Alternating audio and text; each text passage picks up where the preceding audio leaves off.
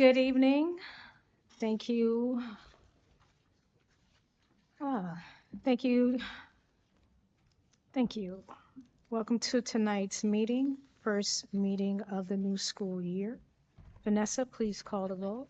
Chair Davis, Here. Vice Chair Milliken, Here. Treasurer Vardy, Secretary Hatcher, here, Trustee Fleming, Here. Trustee McKnight Morton, here, Trustee Milshine. Here. Do I hear a motion to approve the agenda? So moved. Support. Thank you. And we have the approval of tab A. Recommendation is that the Board of Trustees approve the minutes of July 23, 2024, monthly meeting as submitted. Do I hear a motion? Put on the agenda. Oh, my apologies. It's been 30 days and I forgot already. All in favor? Aye. Aye. Any discussion? Yep. We'll move on to tab A. Okay. Recommendation that the Board of Trustees approve the minutes of the July 23, 2024 monthly meeting as submitted. Do I hear a motion to approve the minutes? So moved. Support. Favor? Aye. Thank you. Moving on to verbal communications, WCC Education Association, Ms. Fournier.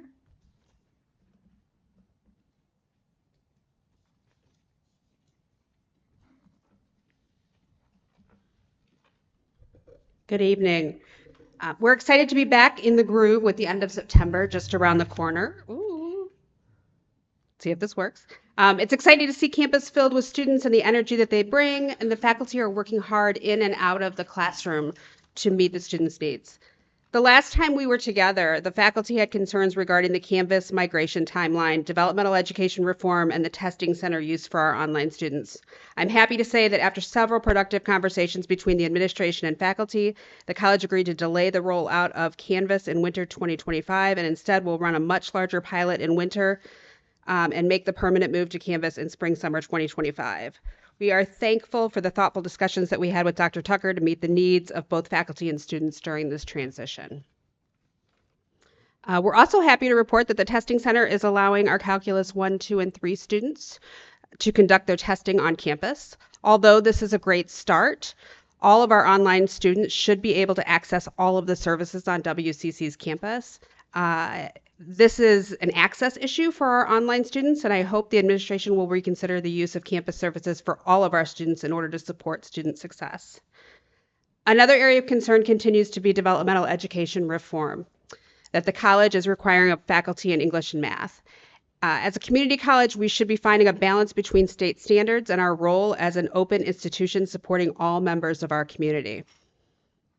The faculty believe strongly that it isn't an all or nothing plan, and although the co-requisite increased contact hour model serves the state needs, it does not serve the needs of many of our students who are looking for success at a community college. The scope of this change and the timeline are misaligned. This is supposed to begin in winter 2025. Only recently, in the past few weeks, have members of the college begun the conversation around how this change will impact our students, current systems, courses, and programs. The college-wide discussion that needs to happen as most this is a college-wide discussion that needs to happen as most faculty are not aware of the impact of these changes to their own courses and programs. We need better communication on how this affects all of the college support systems in place to protect our most vulnerable students in order to ensure student access and success. We look forward to continuing the conversations around developmental education reform and all students having access to all college services. We are a community college, and therefore we need to support all of our community of learners through these initiatives. Thank you. Thank you. Are there any public comments? I received two, and the first is Brooke Regenberg. I apologize in advance if I mispronounced your last name.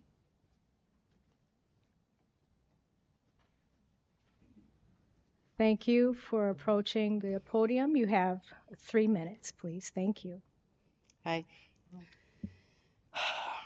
My name is Brooke Regensburg, and I've had the privilege of working at WCC for over 13 years.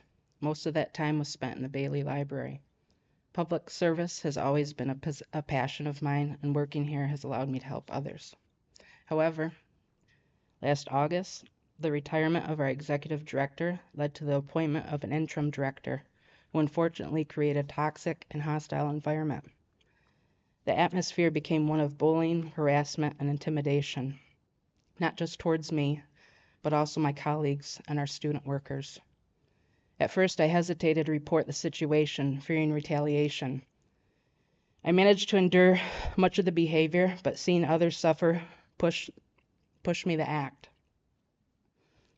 As the grievance chair officer for the OPT union, I felt a duty to advocate not only for my peers, but also for anyone affected by this toxicity. I made the difficult decision to report my concerns to the college, in particular the Vice President of Human Resources and a former Vice President of Instruction.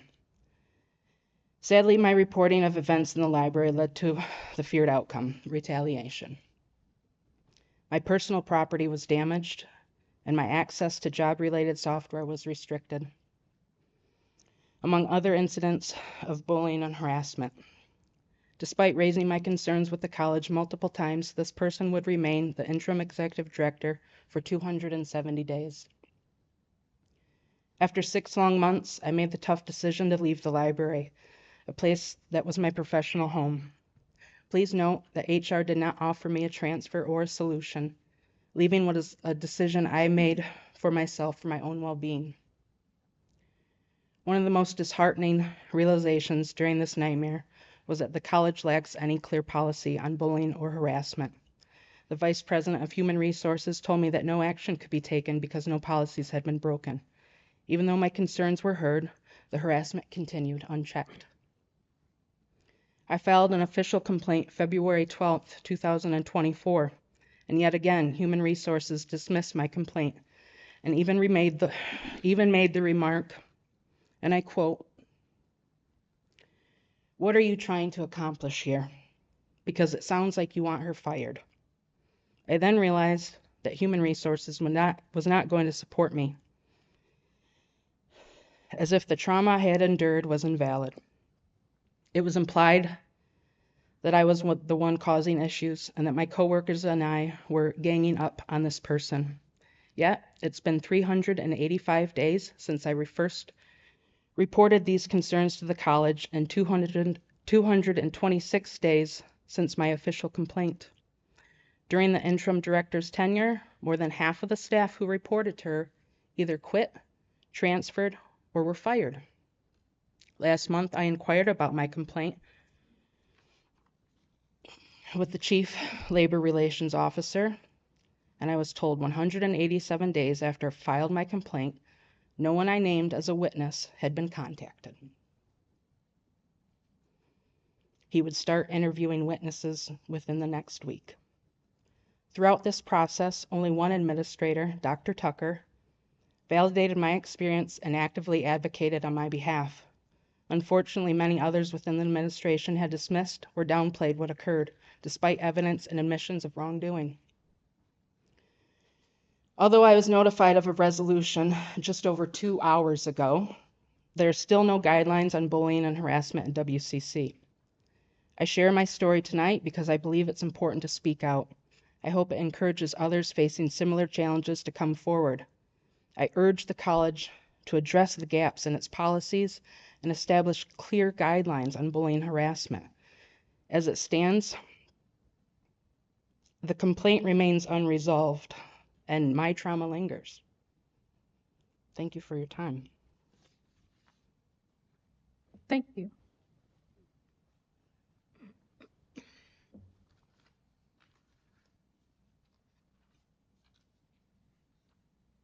Next is Jeremy Haley.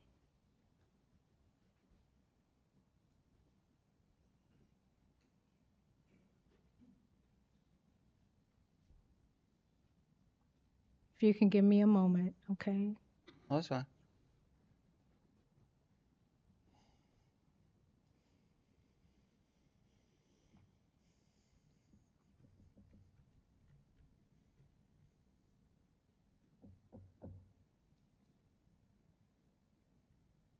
All right, go ahead. Thank you all for having me, and I'll just like to say that all of you that sit before me are here for, of, and by the people, and I just like to remind you all of that. And what I'm talking about is that, you're doing the EV lab and everybody's pushing all the EVs, but you have to keep the health concerns of the EVs and actually the manufacturing of the EVs in place. Um, you're having EVs more on campus. Are you going to have any environmental containment system to contain the water, highly contaminated water with lithium hydroxide, nickel, cobalt, manganese derivatives in the water before they hit the watershed in the Huron River? That needs to be taken into consideration. These cars do spontaneous explode and catch fire. It's in the check with the Ann Arbor Fire Department. They can tell you that they're taking steps and do that. Scioto Township had one just in the last year. The guy was doing something, charging the car in the garage, totally engulfed the garage and totaled the house. And now, then you pour water on the batteries. They contain lithium. At that point, lithium can become soluble in water, highly soluble, and can flow wherever that water flows. It can be an environmental hazard. And when you look into the manufacturing of the batteries, people say they're green. They're green when you get them, so you think. It takes over 2,600 gallons of diesel fuel to make a 1,000-pound electric vehicle battery. An average American only uses 600 gallons of gas a year. They're already 4.5, 5 years in the hole when you buy them environmentally. Not only the fact where you get the cobalt funds coming from the Dominican Republic of the Congo, where there is over 25,000 children enslaved for getting that cobalt. Their fingers are all over that battery that you people have, and their parents. People talk about how health and safety and how green the climate is. They're using fear to control people. What's happening to the planet is happening on a planetary scale. It goes in a sinusoidal wave of ups and downs. Where we at, we don't know, because we only started taking measurements only a couple hundred years ago. We're just taking our best guess as where we might be. Can we do better as people and do what we can? But the EVs are not the wave of the future. It is going to be something to do with hydrogen, because EV stored energy does not work in the cold. How many electric cars do you see in Alaska? They're not a viable option. They're a stepping stone to get us to think to where we can go next. And I do have some background in this. Before my neck was broken, I only had a handful of classes to finish my professional degree in chemistry. I was already published in computational theoretical chemistry and molecular orbital analysis of eta-3-butanediol platinum complex. I do have some knowledge and background in what I'm talking about. Other manufacturers got it working on a water engine, using electrolysis to split water between hydrogen and using that back as fuel. Toyota's using hydrogen fuel cell. It's not going towards electric batteries. And anything that we go towards we don't have the infrastructure for anyway. And to be big push for electric cars, something else is coming. You can produce graphene, and we have a lot of plastic waste. There's a process, they can flash plastic with a 7,000 degree laser and turn it into hydrogen and graphene. Graphene can be used and hydrogen can be produced and used as a fuel source. Okay? Thank you. Thank you very much. Thank you. We'll take your concerns and the other young lady into consideration. So thank you very much for approaching the board. We'd like to move on to written communications. Vanessa? Thank you very much.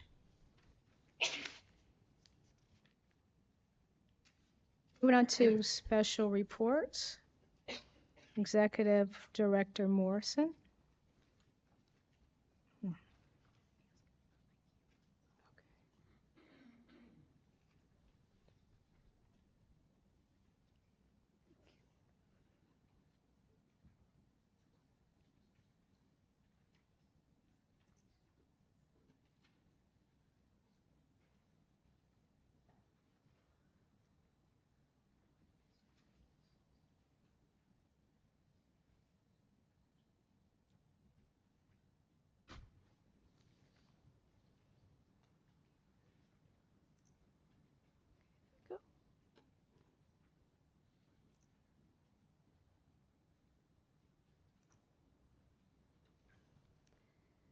Good evening, trustees. We are very pleased to be here tonight to present to the board our annual local strategic value, which highlights how WCC meets best practices in serving our local partners and the community. As you may recall, completion of the local strategic value, or the LSV, has been a requirement of the state's community college appropriations process since 2011. This year, the LSV has been approved as Section 230 of the State School Aid Act. The local strategic value is one component, just one component, of the state performance funding formula that determines the percent increase in each community college's budget and requires that the college demonstrate that they meet 4 out of 5 best practices in each of 3 categories, all related to how they make an impact in our community. The state requires that it be approved by board resolution, and trustees will vote on this later this evening on tab K.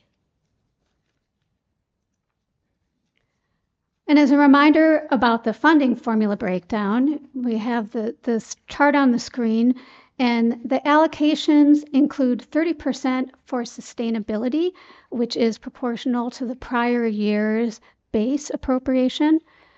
30% of the funding formula is based on weighted contact hours, with health technology, industrial programs, and similar programming weighted higher. 10% of the formula is based on the rate of completion performance improvement. That measures the college's own improvement in 6-year completion rates for certificates, degrees, and transfers. 10% is our straight completion number through the IPEDS reporting. And 10% is completion performance rate relative to all of the community colleges. 5% allocated is based on our administrative costs. And finally, 5% is part of the funding formula, and that is the local strategic value. Now, although this may seem like a very small portion of the formula, there are many benefits to completing the LSV each year. Obviously, it's important for funding, and WCC has consistently received among the highest percentages in increases among like colleges every year. And this year's allocation has the college receiving the second highest in the state at 3.5%. The LSV is also part of required state reporting. There's mandatory state transparency reporting, where the LSV is put up on our homepage so that we have evidence to show how we meet these best practices. And perhaps most important to us, it documents examples of how we make an impact in the local community each year with what we do every day. For us, it's really a yearly opportunity to demonstrate our unique value to our specific community and to our partners and the populations that we serve. The LSV addresses the college's ability to meet best practices in these 15 best practices on the screen you see before you in 3 categories, which are economic development, business and industry partnerships, educational partnerships, and community services.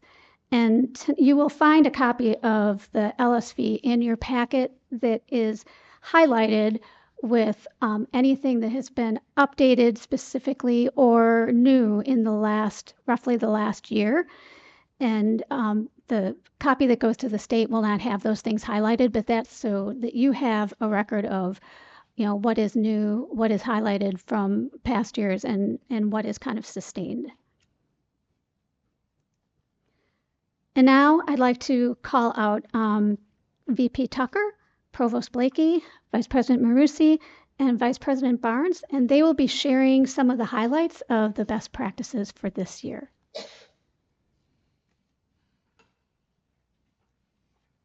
Good evening. Beginning with Category A, Economic Development and Business or Industry Partnerships. Over the last year, we've continued to increase our partnership with local employers with a specific emphasis on our healthcare partners.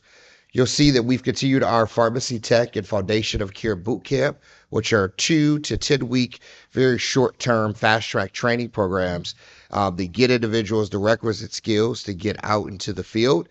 Listed before you are a number of our employer partners for those industries, and we've been able to boast a 95% job placement rate for those boot camps.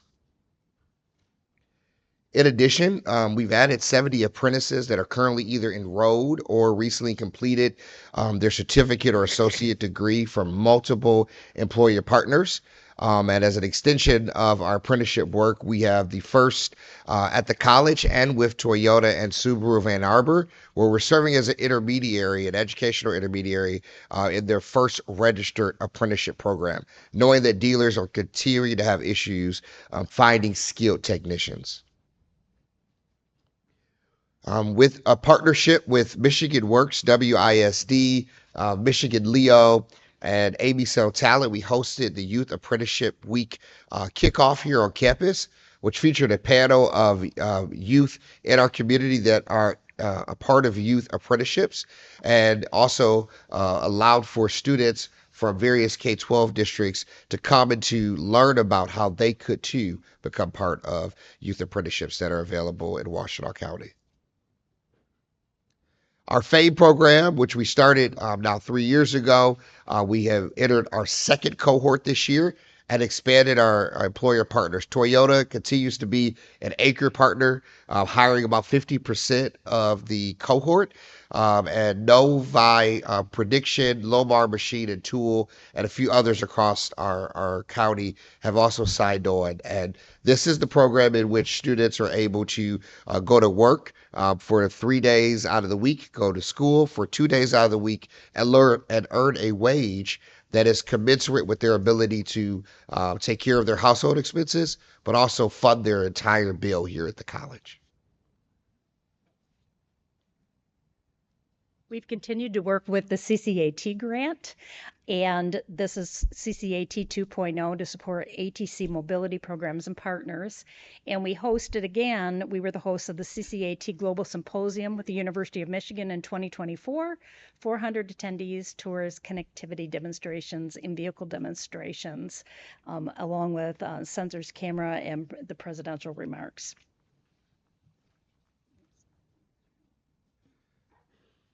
We launched a new partnership with Parker Dewey for micro internships, one of 11 colleges nationally. And that is essentially taking our internship program and allowing for smaller micro internships that are based upon topics, generally 3 to 6 weeks in duration, are fully paid. And then our Center for Career Success continue to expand their work both in person and virtually, with internships listed before you are just a snapshot of some of the internships that were made available this past year. The EPA, Farm Bureau Insurance, of course, Toyota of Ann Arbor, U of M Chemical Engineering, and Walt Disney World. We continue to provide customized training for multiple employers, including Catherine's Catering, which focused on the Leadership Development Series, Traco Truck Driving here at WCC, Liebherr Auto Space, and even Golden Limousine, providing their leadership team with leadership training in various topics. We have continued to expand our Amazon Career Choice program, which you'll remember we're now in year 2. 73 students have enrolled to date, and those are 73 current Amazon employees that are receiving their entire tuition paid for in full by Amazon. Exciting for my area in particular, we created a new partnership with the University of Michigan Credit Union to be able to provide affordable finance options for those who are taking non-credit fast-track job training programs with the college. Our WCC Entrepreneurship Center served over 400 new clients over the last year. They continue to grow their Make It Real and Solve It program. They created or have now in year 2 of the incubator program with 24 community-based startups. We hosted our annual pitch competition, as well as we developed a nonprofit agency development program in partnership with Washtenaw County, servicing 30 nonprofit leaders over a 6-month boot camp and showing them the basics of how to not just run a nonprofit, but how to grow a nonprofit.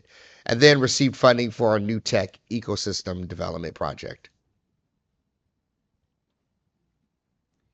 I'm proud to report that the SBDC, hosted by the community college, served 923 clients and supported 3,496 jobs last year.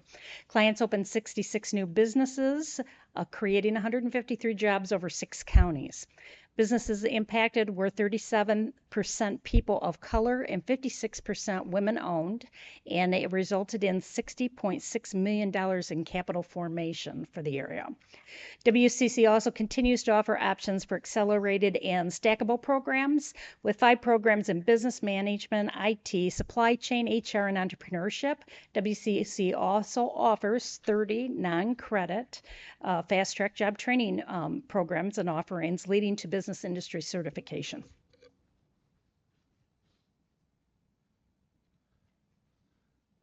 We started our advanced programming in electric battery and charging maintenance, which is supported by the $2.522 million grant.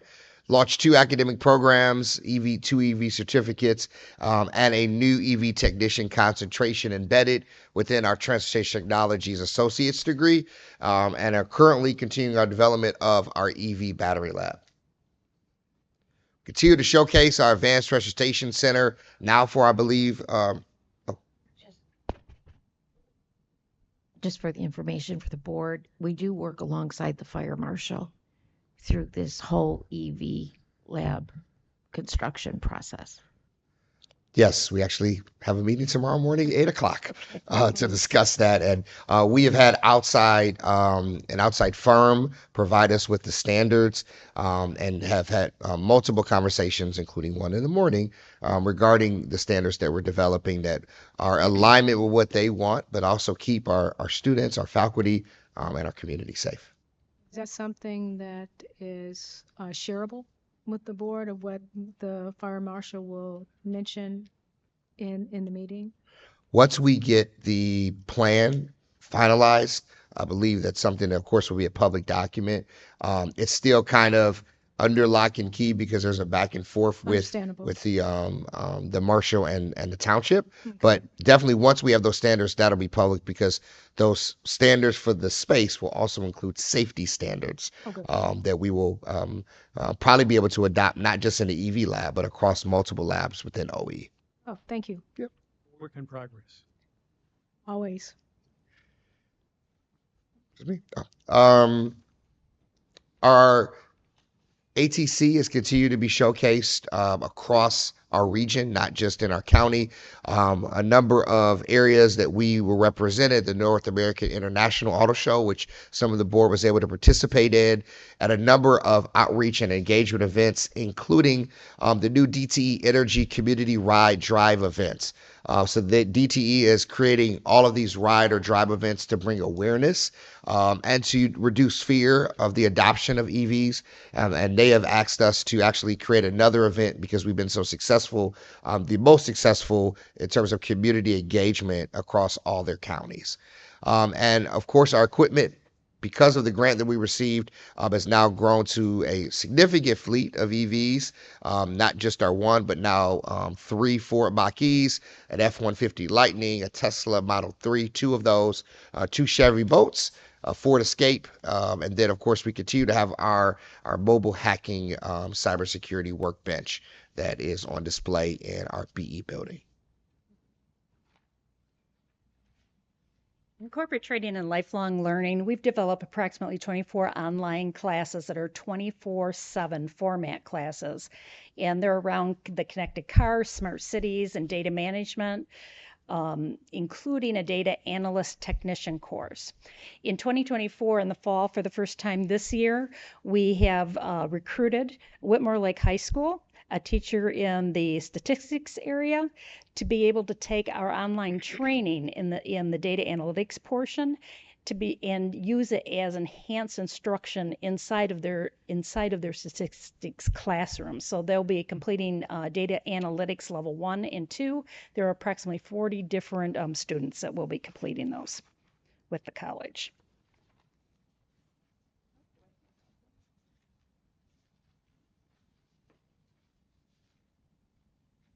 I think you do. Sorry about that. Other examples include trade partnerships in terms of how we collaborate. This is the 35th year of the United Association being on the campus, with the largest amount of people that we've ever had, in 3,500 members attending. And it was our honor to have Secretary of Energy Jennifer Granholm visiting with remarks. Give or take, about 6,000 total union members actually attend the campus in terms of the ITC weeks that we deliver, and they bring approximately $20 million in economic impact to the area.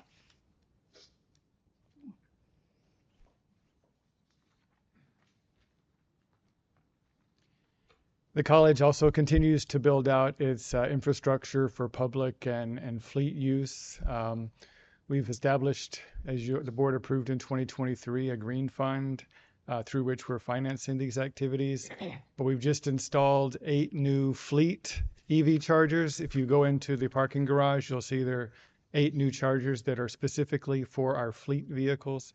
We've also installed an additional 7 EV chargers over at the fitness center, one of which is a level 3 charger, which should open any day now. Which is a level 3, if you don't know, that's a fast charging station. So in total, once we're complete, we should have 34 public and 15 fleet. Right now, we have the 8 fleet plus 19 public. In our current fleet, we have 240 transit vans, 2 e-ride carts, a Toro Workman, and 2 Gravely riding mowers.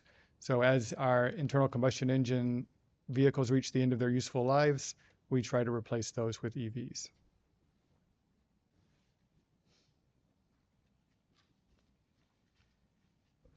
Just this past week, yesterday, we kicked off Spark's Mobility Summit here on our campus, and we have had participation over the last 5 to 6 years with both Tech Trek and the Mobility Summit.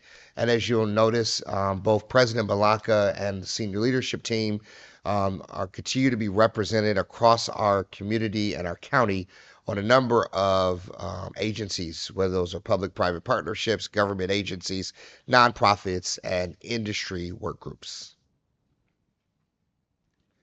Our economic club this year had a number of speakers.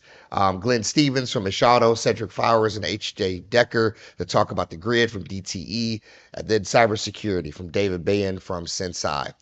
President's Leadership Luncheon hosted over 200 local leaders, and all of us heard from Gabe and Don from U of M with their annual economic outlook.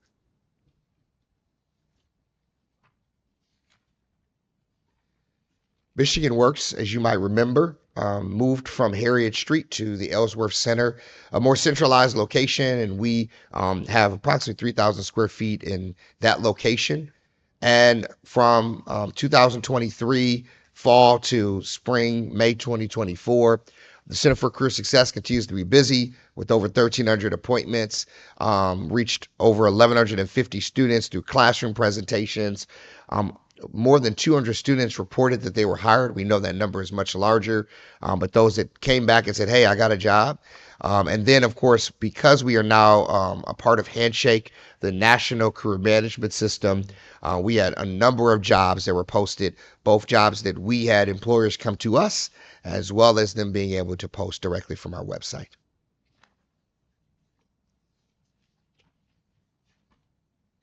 As we look at educational partnerships, you might remember that we received a very small initial grant from MBDC to bring awareness around semiconductors. And we did so in partnership with Ypsilanti Community Schools and provided training both for their teachers as well as their students. And approximately 500 students were able to be impacted through this training around what is a semiconductor and what does the industry look like.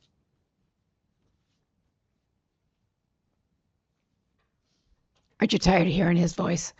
Okay, so we continue to have partnerships with our community, our local school districts. We really focused on the east side of the county and had focused on Ypsi Community Schools and Lincoln. Last year we had 123 students enrolled from those institutions, and then this past year we had 150. And we really focused on making sure that all the scholarships were used by both of those school districts. We've also partnered with our dual enrollment. It's 13% of our new students, and we have 1,334 dual enrolled students. over the last year. And then we've also have a new partnership with Lead Prep Academy. That's an athletic program in Brighton. And we're offering college programs and courses to students who are interested in strengthening their athletic abilities, but who are interested in transferring to a Division I or Division II athletic program. We also have, we continue to expand our summer camps through community enrichment. We had our 6th annual STEAM week, where we had 48 in-person and virtual sessions, where we had over 500 students attending either virtually or in person. And we paired that with our digital media discovery event. And we also had our 7th annual CTE month. And it was really exciting because CTE month was in February, so we had extra day, the 29 days of February. And this past year, we incorporated 6 employers and community-based organizations to promote different careers, pathways that are aligned with our academic programs. We also hosted Manufacturing Day, where we brought K-12 and adults on campus to explore programs and careers. Community organizations helped strengthen that event. So again, we were able to align different employment opportunities in the community with those Manufacturing Day, and was really able to strengthen the program. We were also able to have, we use with Detroit Drives Degrees, our community college partnership, which is D3C3. We've really focused on our advising. We've been meeting we had several meetings over the last year with the National Institute for Student Success, or NIST. You've heard us talk about that. We had 2 days of training for our advisors, but we've gone into a much more proactive advising model where we have degree map progression that's modeled. And every new student that comes in that's degree seeking meets with an advisor and has a 2-semester plan that's put in the system. We've also very much expanded in TargetX our communications and nudges throughout the semester for students during key parts in the semester. We've also, as mentioned earlier, we've been working on going out and using Canvas. We have a small pilot this semester. We'll be expanding that pilot. We also had our Summer Bridge program, which is for rising high school juniors and high school seniors, that focuses on soft skills and those individuals who are interested in dual enrollment. This year, we expanded our career exploration. We were able to partner with the Center for Career Success, and we actually had a company come in and provide virtual reality exploration with different careers. The students really enjoyed that. They could monitor, pretend they're a police officer. They could pretend they were a surgeon. The students really liked that a lot. We just completed during this past year the 4th year of our 5th 5-year Title III grant, where we focused on our Alpha Scholars, which is first-time, full-time degree-seeking students. We have 26% of those students are minority, and we've had a 93% persistence rate with those students. We also, in February of this year, launched our new Student Gateway, which is a personalized system, a personalized dashboard. It allows the students to customize the tiles, and it's a much better way for them to check their classes, register for classes, get advising appointments, and check for other things that are available on campus.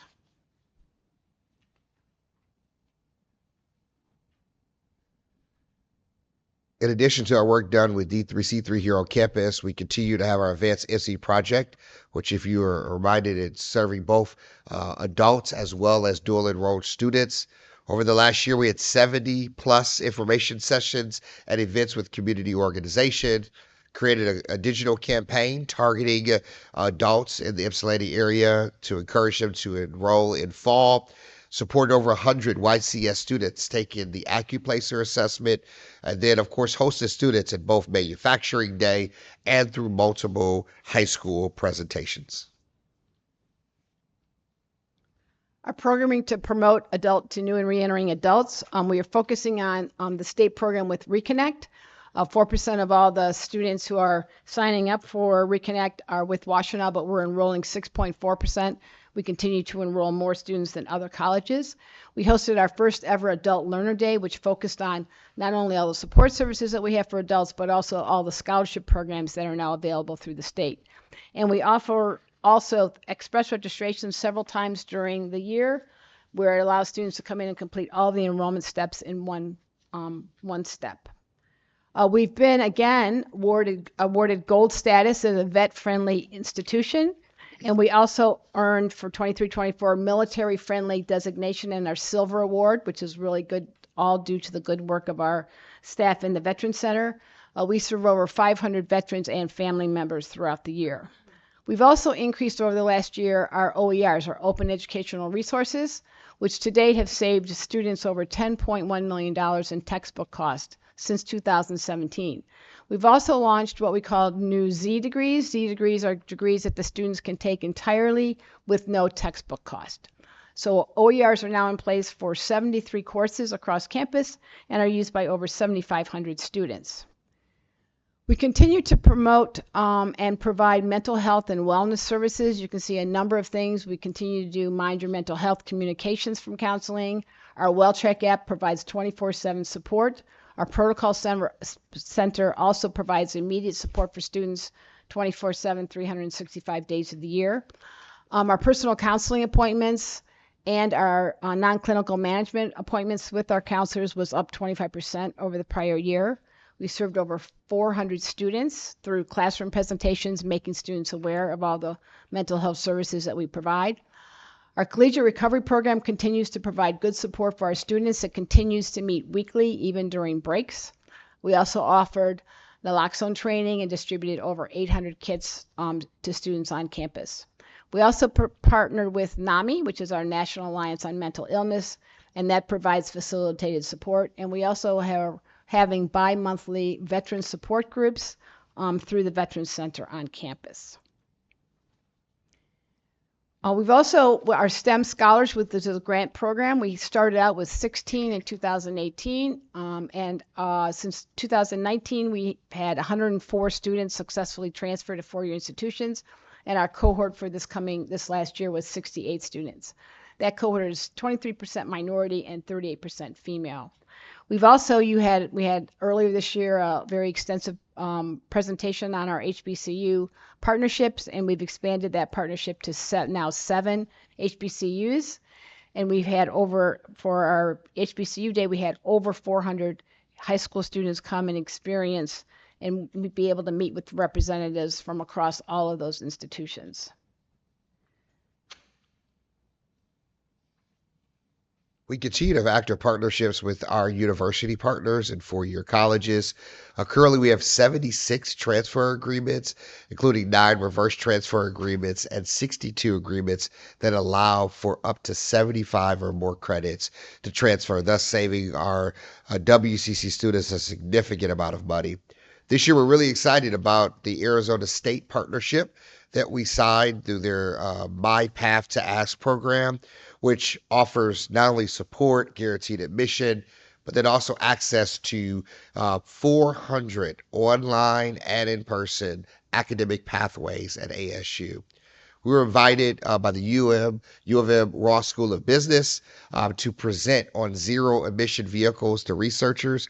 They're a part of a U academic partnership with Mexico, and we're able to show them our great labs that we have in the OE building. We also collaborated with the U of M Lurie Nano Fabrication Facility to develop a workshop that was a part of our grant on semiconductor manufacturing processes, including clean rooms. One significant thing about this new partnership is that 3 of our existing WCC students were able to receive an internship in that NanoFab facility for the summer. This is the first that we've ever been able to do that, and they were very excited by the caliber of students and have asked us to continue the partnership next summer and for years to come. Now, community services. So, this year, our community programming included 200 classes for enrichment and development with 8,062 non-credit class enrollments, including corporate training and lifelong learning. Academic Development and the Wadhams Veterans Center partnered and were awarded the active military friendly status, allowing non-credit to be approved as an active military training provider. And we've also held diversity, equity, and inclusion events on the campus. And one of the pictures, or the picture that's that's listed here is of one of the events. The Martin Luther King Jr. celebration, beloved community events, Equity in Action Awards, monthly events on diverse populations, Native American History Month, Queer History Month, and Juneteenth celebration, just to name a few. In addition to that, we offered free college week this year again. And this year, what was kind of fun about it was we also brought back the Saturday in-person sessions. So for free college week, we had 916 participants, 4,115 enrollments, and more than 80 virtual courses. And approximately 500 people registered for those classes for the Saturday sessions. The college also offers an archaeological dig course each summer on campus and invites the community members to join in the experience for free experience on designated volunteer days when they can participate. And with regard to facilities, the Morris Lawrence Building, as you know, hosts meetings and conferences, meetings, events, and performances throughout the building. And those have just increased over the last year. The gallery in Morris Lawrence hosted exhibits of WCC students and faculty art, as well as works by regional artists and even some of our own non-credit participants. The Juried Student Art Show, held annually since 2016, exhibits student work available for purchase. And the college also holds a student film festival and digital media art showcase each year. WCC continues to offer a radio station, student newspaper, library, journal, regular anthologies, college newspaper, and community magazine to campus and community. And Conference Services supports events year-round, hosting 4,656 external events this past year and welcoming just over 93,000 people from the community to the campus. Amazing. It really is. May I speak? Yes, please, go ahead. So I'm not, they have a lot, so I'm not going to add much more, but I was speaking the other day to the U of M retirees. And in my speech, it said enrollment was 6,000 students from a non-credit and 20,000 from credit. By the time I got back to my office, I found out that this year it was 21,000 students and 8,000 non-credit. So I'm really proud of that. I think that says a lot about the progress. Heard a dramatic enrollment. I did, just in my remarks. I mean, it was amazing, but it was just so funny because I just got done saying that, and I came back and I said, "What? 21,000?"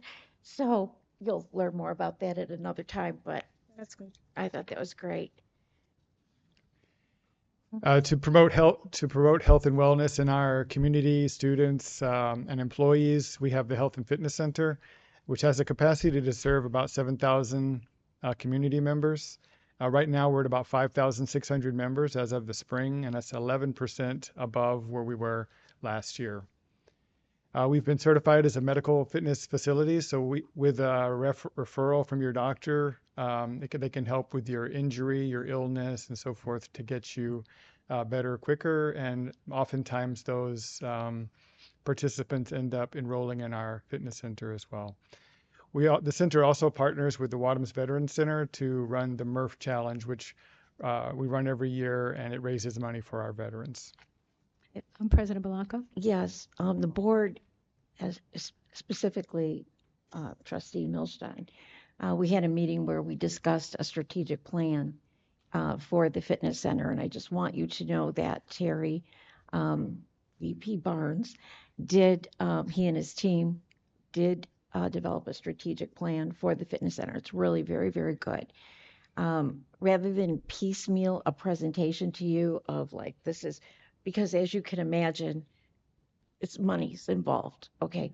So rather than piecemeal different things, what we had hoped we could do is come to you in a retreat format where we talk about all the facilities on campus and then identify that building and talk about that. So as a board, you can see the whole picture and, you know, where priorities might be to put our capital expenses. Mm-hmm. So that's why we haven't presented it yet. So I just wanted you to know that he did do that, and it is very good. Thank you. So under Area 5, community service activities for students, staff, or community, we continue to expand our esports. We now have over 6 competitive teams with 80 plus students playing drop-in each week. We've also done some fundraising for Mott Children's Hospital through the esports arena. We've also created a scholarship for students who are enrolled in the Sports and Entertainment Management academic program, which is connected and supported by that esports program. Our dental assistant clinic is offering not only services to our students on campus, but they're also working with Hope Clinic in Ypsilanti to provide services there as well. We continue to host and support large community scale events. We helped the American Heart Association raise over $179,000 this past year, and we helped American Cancer Society raise over $111,000 this past year. We continue to partner with United Way and sponsor annual campaign promoting WCC employee involvement. And we also host an annual volunteer fair, which connects students to local nonprofits and promotes ways for students to do volunteer opportunities in the community. Since 2021, we continue to be designated a voter-friendly campus. This past year, we were awarded the Silver Seal for the All-In Democracy Challenge, and so good work to all the work that student development does to keep us in that voter-friendly status. We now also have a sustainability literacy task force, which we annually sponsor a free climate con. We helped with the food forest and other projects, and we created a Center for Sustainability and Resilience to guide these activities and provide, again, student and community events throughout the year. We've again been designated a B campus for USA for the 5th year. And again, that's by enhancing the pollinator habits and offering related educational and service activities, again, for our students and community. Since this past summer, we had our 3rd annual Washtenaw Vet Fest. Again, we partner with all the agencies in Region 9 who provide services to the local veterans. We had over 500 veterans and their families attend the event this past year. Thank you.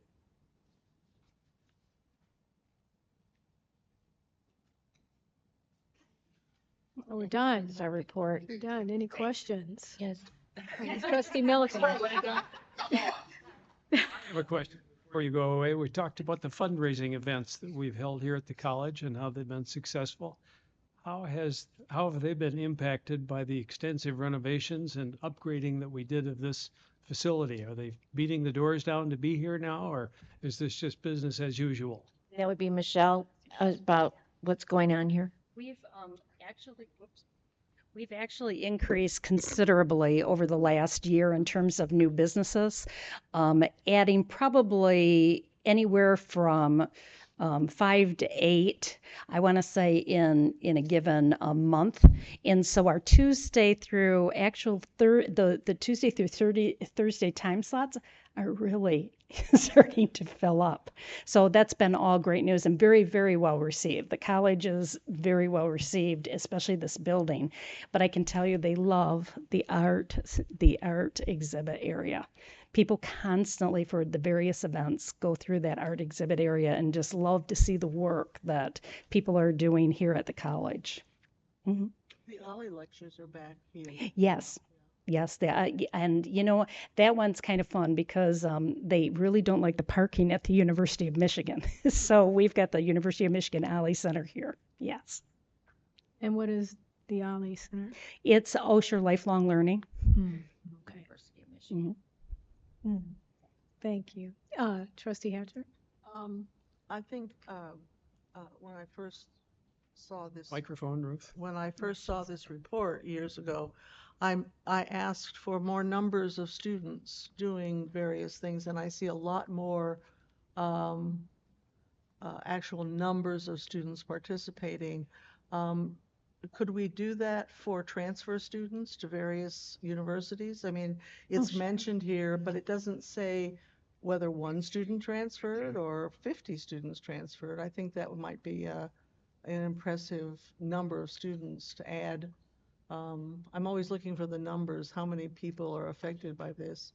And I have, I guess, a question about the Alpha program.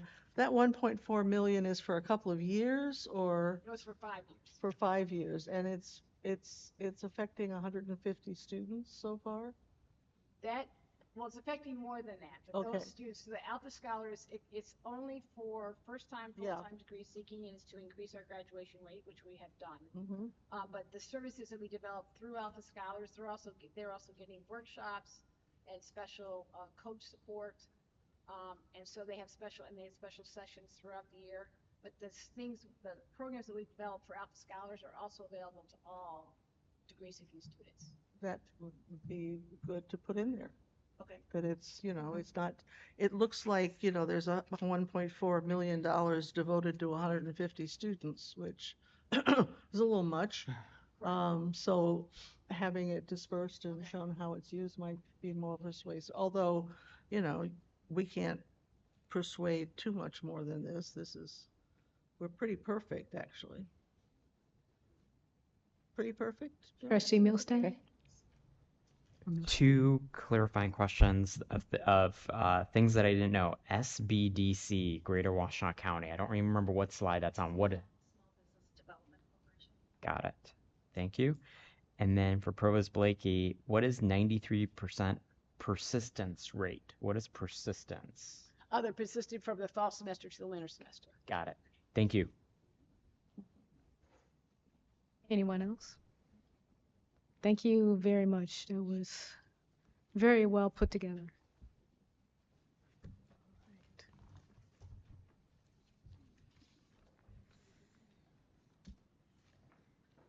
Okay, moving on to monthly reports, tab B. Before we vote on the monthly personnel recommendation, President Blanca, do you have anything you'd like to add? Yes, this evening I've asked Vice President Tucker, Executive Vice President Tucker, to introduce our new full-time faculty to you. So they are here with us this evening. Brandon? Yes, they are, President Balaka. It's an exciting day Yes, it is. because we have one of our largest faculty classes in many years. And what you'll find in the personnel recommendations that you'll vote on shortly, hopefully, is that there's only 3 that you see. That is because many of these faculty either were part-timers that were promoted from within, or they previously had an affiliation with the college and previously were staff. So I've asked them to come on a Tuesday night. Many of them were not teaching, thank goodness, but a few have a sub, so I need to get them back to class. Dr. Hope Bernard, if she could stand. She is our new drama and film instructor, has a PhD in theater, and has, of course, taught theater and film here, Jackson College, Bowling Green State, many places. We're really excited to have Dr. Bernard.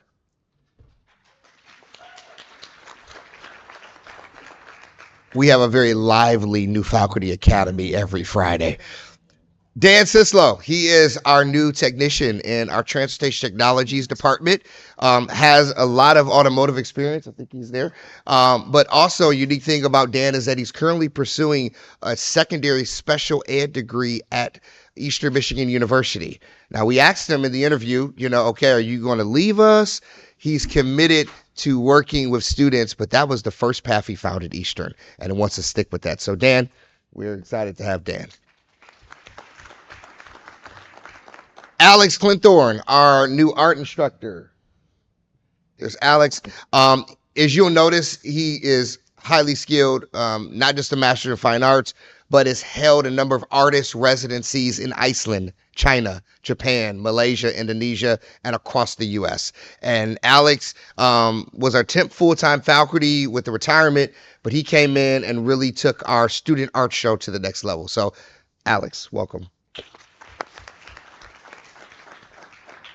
Amber, our new photography instructor. Amber, she of course is trained in photography and video, but has a significant amount of experience across our country as well, and has done a lot of work in Detroit. So we're excited to have Amber's expertise. Welcome, Amber. Rhonda Frank, she is our new health sciences instructor who replaced a longtime faculty member. She is a licensed nurse, so an RN, has a master's degree. She has taught nursing across our region, but really has a passion for helping individuals. And this is a health science position, so it teaches our basic health sciences courses. So welcome to Rhonda. Sue Gainsley, you might remember our early childhood education program is continuing to grow. So we had to add a new faculty to that department. She brings over 30 years of experience as not just a teacher, an administrator, but then a curriculum and training developer for national early childhood education curriculum, and is an amazing addition to what is a growing program. So welcome, Sue.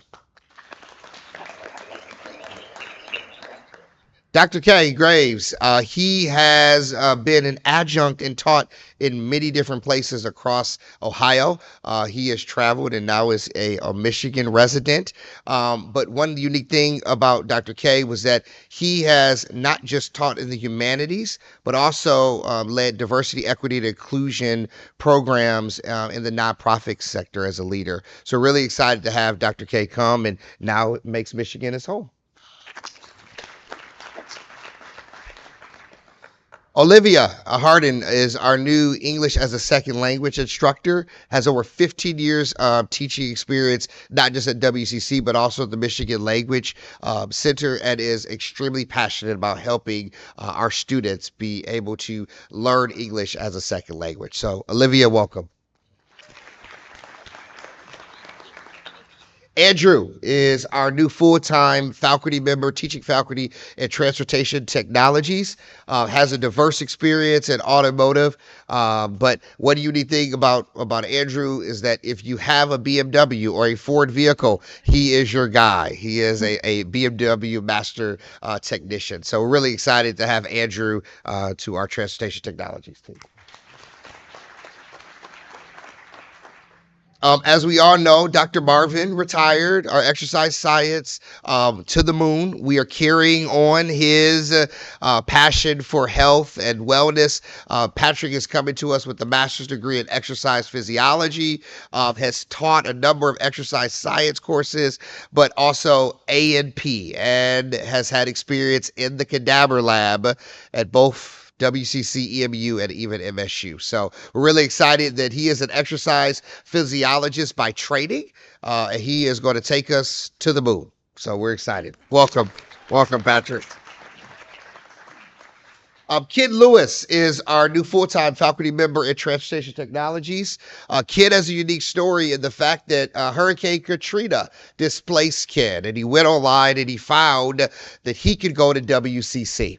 So he came here as a student, got a degree, and then began to be a full-time teacher at Pioneer High School, in addition to his time in industry.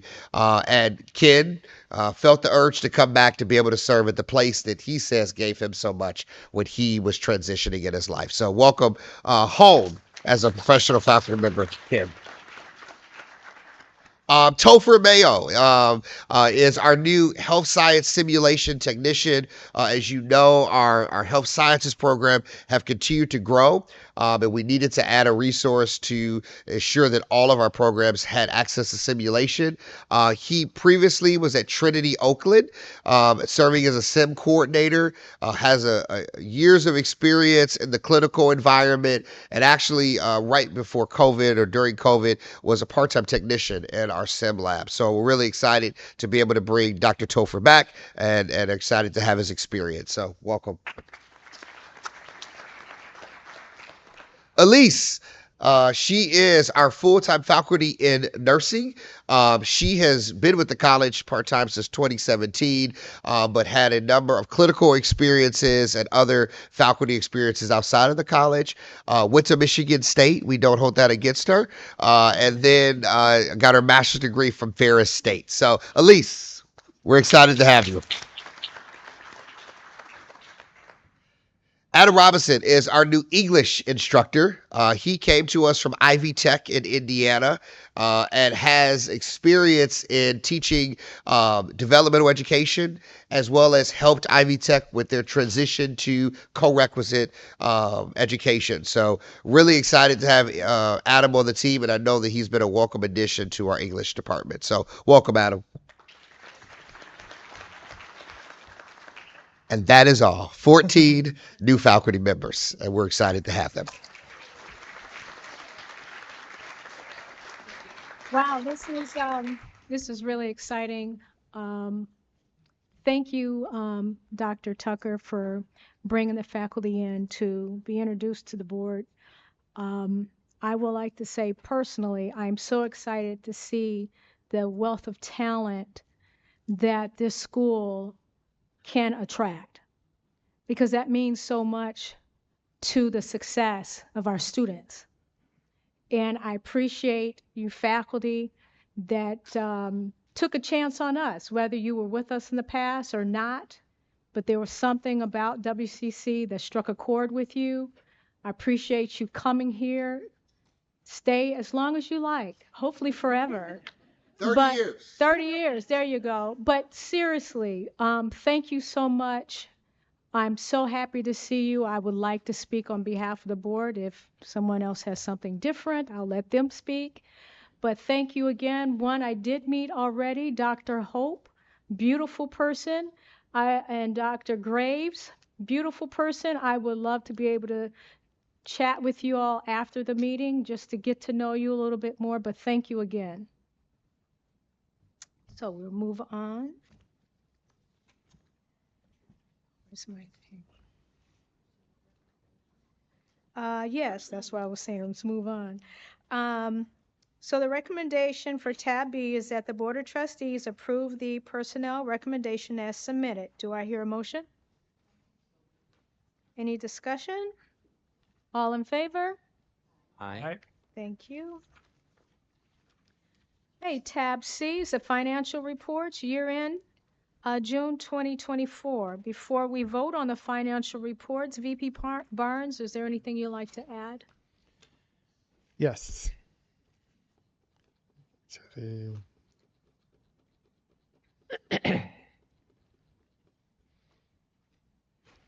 okay, I thought I would take one last opportunity to present the general fund results for fiscal year 24. So these were the results as of the end of June. Just as a reminder, this is the general fund only, which is what you see every month. We're looking at it versus the budget. So there shouldn't be any surprises here. The messages will be the same as you heard throughout fiscal year 24.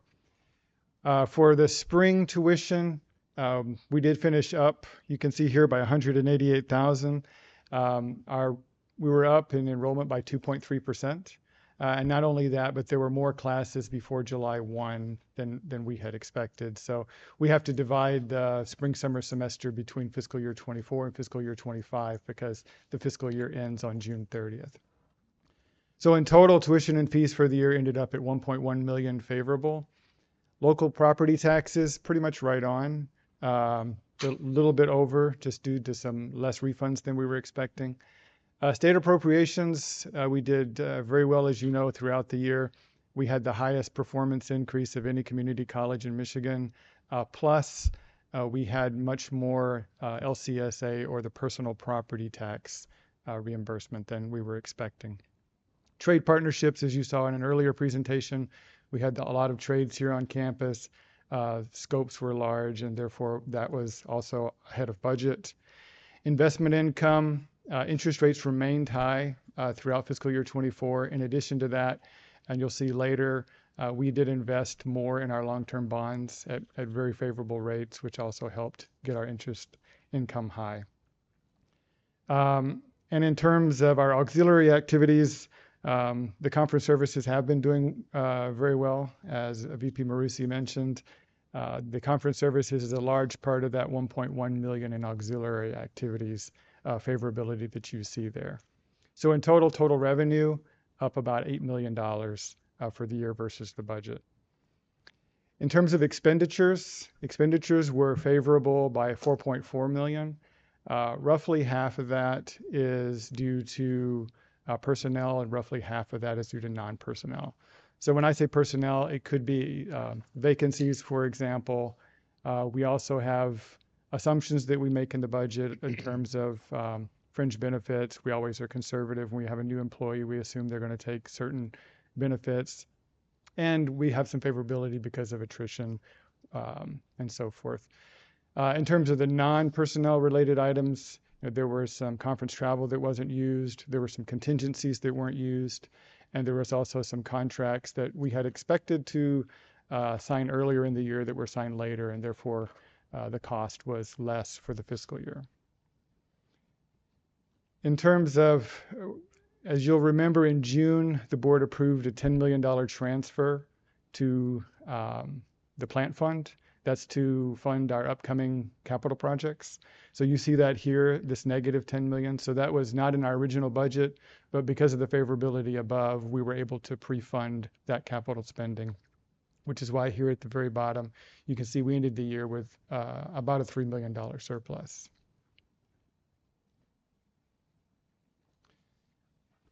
A couple of other things I'll highlight. I'm going to the long-term investment portfolio. If you look there, it's near the top left where it says par value. You see that we finished the fiscal year with $46 million in long-term bonds. We had finished the prior year at $36 million of long-term bonds. So we did have $10 million of incremental purchases. And I'll add that because interest rates were good, those 10 million had an average return of 4.65%. So we'll be getting that return for the next several years, depending on the duration by bond. A couple of other things to point out, just so that you can see that we're in compliance. We have certain ranges that the board has approved where we invest our funds. You can see that we're well within those ranges. We invest in federal agency bonds, state of Michigan bonds, municipal bonds. So we're well within the ranges. In terms of credit ratings, we should actually be able to invest a little more in a little lower quality bonds, but there just aren't any available. So we end up investing in pretty much a lot of AAA and AA bonds, which is good from a risk standpoint. And finally, from our working capital reserve, we're expected to have at least a reserve of $6 million. And you can see here that we had our lowest position was actually $19 million. So we were well in excess of our minimum. That's all I had. Trustee Hatcher.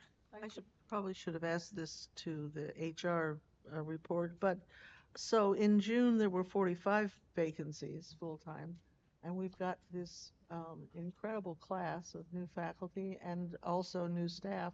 Do you have a sense of what the vacancies are now for this month? I think we're at around 40 still, because you remember there, even though some come in, others have exited. Yeah. I think it's around 40. Yes. Okay. Could we sometime get a report for the different, for administration, faculty, clerical, how many vacancies there are for each unit? Thank you. Anyone else? Trustee Milstein? How has the new fiscal year started off based on the budget and how we're performing? Yeah, the current fiscal year is starting off very well. The enrollment is up over 5%. Our credit hours are up over 4%. So we have the cutoff on October 15th, so we'll know the kind of the official numbers, but it's trending very well. Thank you. Thank you very much. Thank you. Okay, moving on to, moving on to tab D, facilities. Oh, I'm sorry. Yeah, no, you're right. Okay, facilities development report, AVP Whipstock. All right, good evening. Excuse me. Hold on, just one moment. Stay right there, just a second. Sure.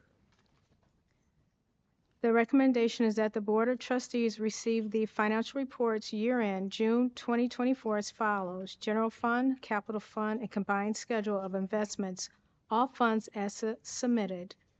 Do I hear a motion? So moved. Support. Any discussion? All in favor? Aye. Thank you. You may proceed.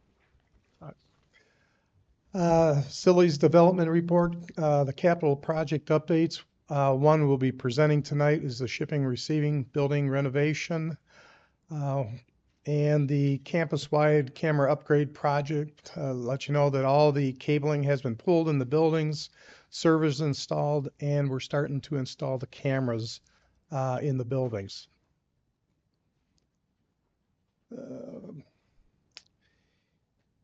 In the deferred maintenance project, one of the ones I'd like to highlight is the campus-wide LED upgrades. You see that consistently. It's a multiple year project. I'd like to say that we are about 60% done campus-wide upgrading all of the fluorescent fixtures to LED. It's just working with academics. It's just getting access to the classrooms that has delayed some of it, has delayed the progress on it. The other one I'd like to highlight is the Health and Fitness Center, the yearly maintenance project. Each year we shut down the Health and Fitness Center either 5 or 7 days to do a maintenance blitz on the Health and Fitness Center. And to go over that. Perfect. So it was August 19th through the 23rd. Some of the projects that we did was lighting throughout. We replaced all the main area lighting, the main floor area lighting with LED. It's called a TOMO or strip fixture.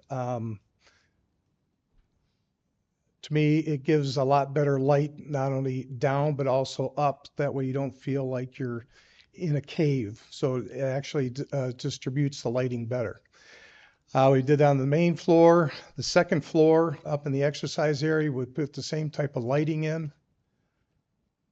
Whoop, sorry. The aerobics area was all updated with LED lighting as well. And we put dimmer controls, that way they could dim it as they want or feel comfortable with. The other thing that we did do was we redid the basketball flooring, resurfaced it, repainted it. As you can see, it looks a whole lot brighter than it did before. The other thing that we did was we converted the tennis court into a pickleball court and also added new lighting to it. Other maintenance that was performed in the Health and Fitness Center was cleaning all the ductwork, lighting upgrades throughout all the mechanical rooms. We acid washed both pools, painted all the offices, installed new carpeting in there, new control valves for the co-ed hot tub. We repaired the lighting in the pool area. We replaced a lot of the windows in the Health and Fitness Center that had broken seals. We installed new boiler pump and replaced stair treads, all within a 5-day period. Any questions on that? Trustee McKnight-Morton. I asked this question quite a while ago, and it has to do with the exercise room. Now, there are mirrors there, right, on the walls? Mm-hmm.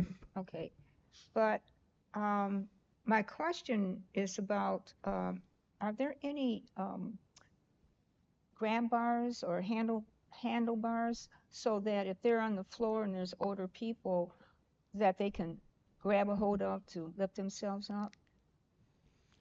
Are there now, or are there bars that we could? Well, I had asked about that and before, but I never heard any more about it, and I forgot until now. Okay, that's something that we can look into. I know that there's grab bars that actually downturn where you can pull yourself up, but I'll be honest, this is the first request I heard of this, so that's something that, yeah, we could look into. And that's in all the exercise or just specific? Well, we'll have Vice President Barnes work with you on that. Okay. Okay, thank you. Okay. Is that okay? Yes, Yeah. that's fine. Thank you Okay. very much for that.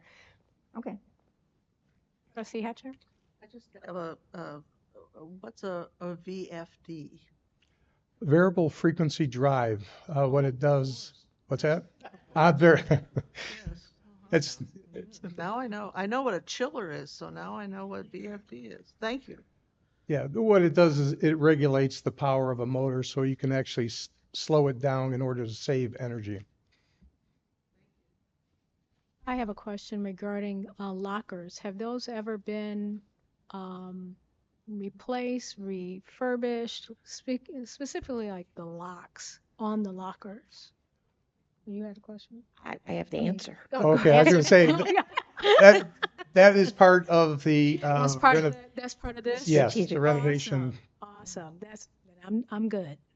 Trustee Hatcher? One more question on page 2. On the WTMC remodeling, do we pay for the whole thing, or does the city, the state contribute to that? WTMC pays for the whole thing. Oh, Yeah. they do. Yep. Okay, good. Anyone well else? they should. Oh, Yes. my apology. Great. Thank you. Now we'll move on to the remarks of the Board of Trustees. Trustee Milligan? As you may recall, Glenn Stevens was our economic club speaker in July. And he and I had a good conversation. It resulted in my joining him in Traverse City in August when Mich Auto had a full conference up there. And he drew a remarkable array of Northern Michigan entrepreneurs, venture capitalists, manufacturers, and the amount of industry and manufacturing that's going on in northwestern Lower Michigan was, I thought, remarkable. Glenn did a nice job doing it, and I applaud the college for the ongoing relationship that we have with Mich Auto. It's going to serve us well. Thank you. Awesome. Great. We're going. Thank Anyone you. else? Trustee Fleming? I attended the MCCA trustee conference in July up in Mackinac Island, and I have a couple things to share with you. The ACCT was there, and they gave a presentation on board evaluations and how we could do a self-evaluation of ourselves. And of course, they offer a service where they can come in and guide us through that process. But I thought that that was an interesting idea. I think maybe Alex mentioned this too about self-evaluation. I think it may have been you. And so I just thought I'd pass on to you that ACCT has templates for this, and it might be a good idea for us to look at it because, Never know. never know. Let's see. Oh, I can't remember who said this, but one of our colleges here, one of our community colleges here in Michigan, they take a list of high school graduates and they pre-enroll them at their college so they're already in the database. And they said that that really helps to streamline their high schoolers coming in and registering and going for it. So I thought that was an interesting idea. I don't know how you guys feel about that. I kind of teeter on privacy versus convenience, but I thought I'd mention that because I thought, wow, that was interesting. Would there be a scaling problem there too? If they had a smaller school Maybe. system and Yeah, maybe the that's number of true. students that we've got, that population Yeah. is. It could be a scaling problem for us. I'm not sure. I can't remember the college. I'll have to look at my notes again. Yeah, but anyway, I thought that was an interesting idea. That is. And then somebody also mentioned that they are now offering a BS in nursing. And I know a lot of colleges are community colleges are looking at that. Now, I know we've got a partnership with U of M, so maybe that's not a good fit, but I thought it was an interesting thing because we do have a nursing shortage. And here in Washtenaw County, listening, at our economic club meetings about that being a really big work area that we need in Washtenaw County. So I don't know how the administration and nursing feel about it, but I thought it was interesting. You Okay. know, at one time the board we did have a conversation. We did, about going- yeah. But it's a good idea to bring things up again. Yeah. Because times change. Things change. So at and, some yeah. point, we might want to have a discussion like that again. I just thought because of the You know, demand, Yeah, I that appreciate maybe it that. would be worth ramping up something, but I don't know. And then one last point, they also talked about formalizing in board policy our board succession routine. like really put it in policy if that's what we want for our rotation of the 4 executive positions and whatnot. What they have found is over time, a board might fall into a routine and a habit, and they just do it that way. But then you might get somebody who comes in who wants to break the wheel, right? But if we put it in policy, then it helps to preserve the continuity of leadership and everything. So I thought that was a good idea too. All right. That's what I got. Thank you. Thank you. Anyone else? Trustee Hatcher? I just wanted to say I got this card from the foundation. It's a really pretty picture of the college. Oh, it sure is. And there's no attribution to the artist or where they got it, but it's really, I think it's really neat. Looks like I just watercolored. wanted to thank them. Is it watercolored? Looks watercolored. Oh, I don't know enough about art to know, except I know what I like. Nikki, do you know anything about it? Yes, so it was a watercolor. It was designed by our marketing team. They assisted us with this. Well, she put their name on the back or something. I will share that, and the next time we'll make sure that we intrude. It's very nice. Thank you. Trustee Milstein? And that leads actually perfectly into my item that I want to discuss. I want to thank Nikki and your staff at the foundation for putting on a great gala. It was 2 weeks ago now. Great event, enjoyed by many, and we've had a record number of attendees. So it's very exciting. So thank you, Nikki, and your team, as well as thank you to the foundation board for all of their efforts. It's hard to believe we're sitting in the same room. I know. That's So a true. good point. So true. Trustee McKnight-Morton? Yes, a couple of things. At the MCCA board meeting up in Mackinac, there was, I mean, first of all, I don't want to be negative, but our butts was in that seat from morning to night, listening to, it was really tough, listening to one presentation after another. I mean, literally, we were for a day and a half. But out of all of that, there was a lot of good information that came from it.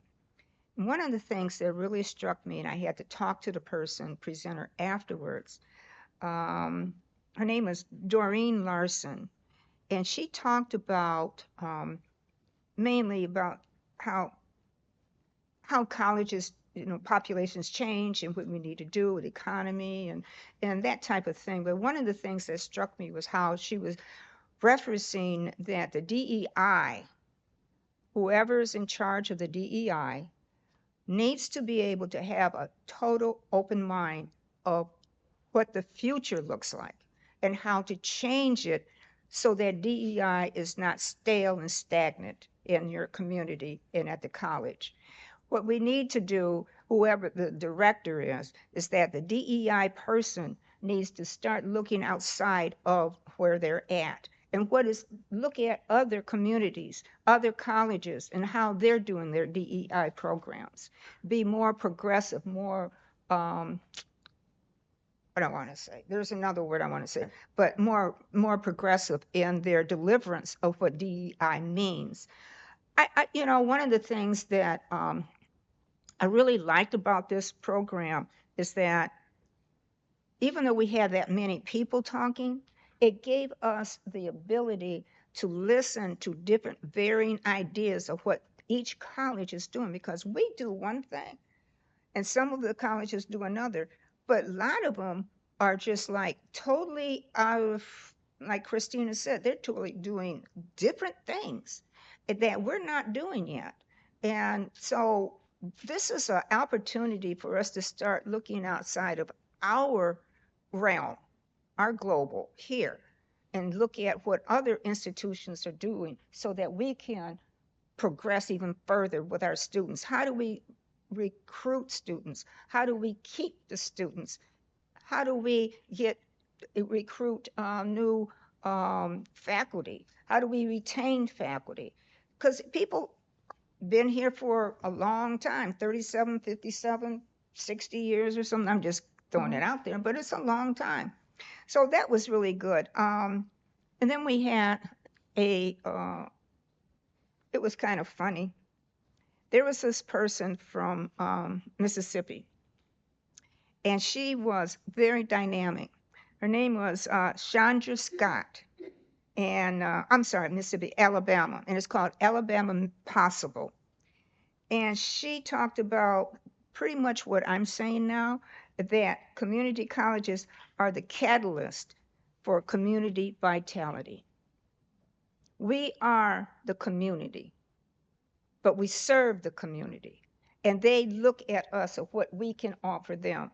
Not so much that their tax dollars come to us, but what can we do for them? Not so much that what we can do for them. What can we do for them? And I think that's what we have to start looking at. How is it that we're doing a great job. I mean, I read some things last night in this book that is really opened my eyes of what we are doing. And it's really something that we can do even more. So anyway, and another thing I wanted to say, there was two guys, and I'm gonna bring this up. It's called Badly Bipartisan. There was two guys, one Republican, one Democrat, but they worked together. And they talked about the good and the bad of both parties. They were journalists. Yes, right. You were there. I was. You want to talk about that? Okay. To enhance your story. Oh, thank you very much. Yeah. Well, it was quite interesting on their take of how these two parties, how they really start and where they are now is totally different from what we used to think. Because we were always, back in the day it was one way, and now today is totally different. And so they talked about that. I can't go into the details of what they did, but it was humorous, very humorous of what they were doing. And that really lightened up broke it up a little bit, sitting in those seats. So that's what, you know what? One of these things, I like going to these, but sometimes it gets boring for me. And I hope I'm just not, I'm being honest. I'm being honest. I got bored until you're sitting there and you're listening to other different presenters, and then I start not being bored. So, but it turned out very good. Could you share that? Can we make a copy of it just so I can look up some of those speakers that Sure. you mentioned? Sure. Thanks. I Not right now, but And I just want to do, this past week, I was at the Michigan Community College Board of Directors meeting in Manistee. I don't know who has ever driven up to Manistee, but believe me, it's not around the corner. But in any case, MCCA is affiliated with professional associations and affinity groups. And here's a list that was printed out, and I will pass it on to the president. And it's very interesting of who Michigan Community College is associated with. And it's quite interesting of all the people that are the professional associations. Thank you. And they call it affinity groups that are associated with us. And there's a lot of community colleges that's involved with them, and then who the chairs and leaders in the group names. So it's something that it really caught my eye, and they passed these out so that we can bring it back to our institution. One last thing. This summer, I can't remember which date it was, SIMCOG had a date to go up to Howell. And I'm not a fan of Howell, but I went up to see what it was about. And it turned out more than what I expected. Howell is really revitalizing themselves. That's funny, but it is. And what they're doing is they're really trying to reshape the image and what the city looks like. And they're building a multi-million-dollar facility that is going to be a farmer's market. What else was that? Anyway, it was so interesting that Howell was considered to be the state capital at back in the day, 18 something another. Didn't know that. And then there's a courthouse. It's the oldest courthouse in the state of Michigan up there. And everything, they still use the building. And the wood is immaculate. I would not believe it, but it is. Nothing has been replaced, nothing. It was just outstanding. So if anyone wants to go up to Howell and look, the downtown has been revitalized. The stores look different.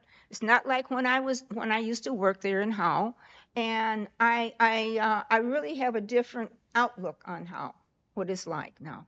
So I brought back some information, knowing that Linda knows a little bit about Howell, and so I gave it to her. I gave her some information. I know you live in Brighton, but I thought maybe you would like that. You're welcome. Because there's a book about how and how it started from the 1800s, and that's another story. Thank you. Thank you. Anyone else? Well, I'll go. I had the opportunity to attend the opening reception for Kathy Jacobs in the art gallery, and I'm so happy.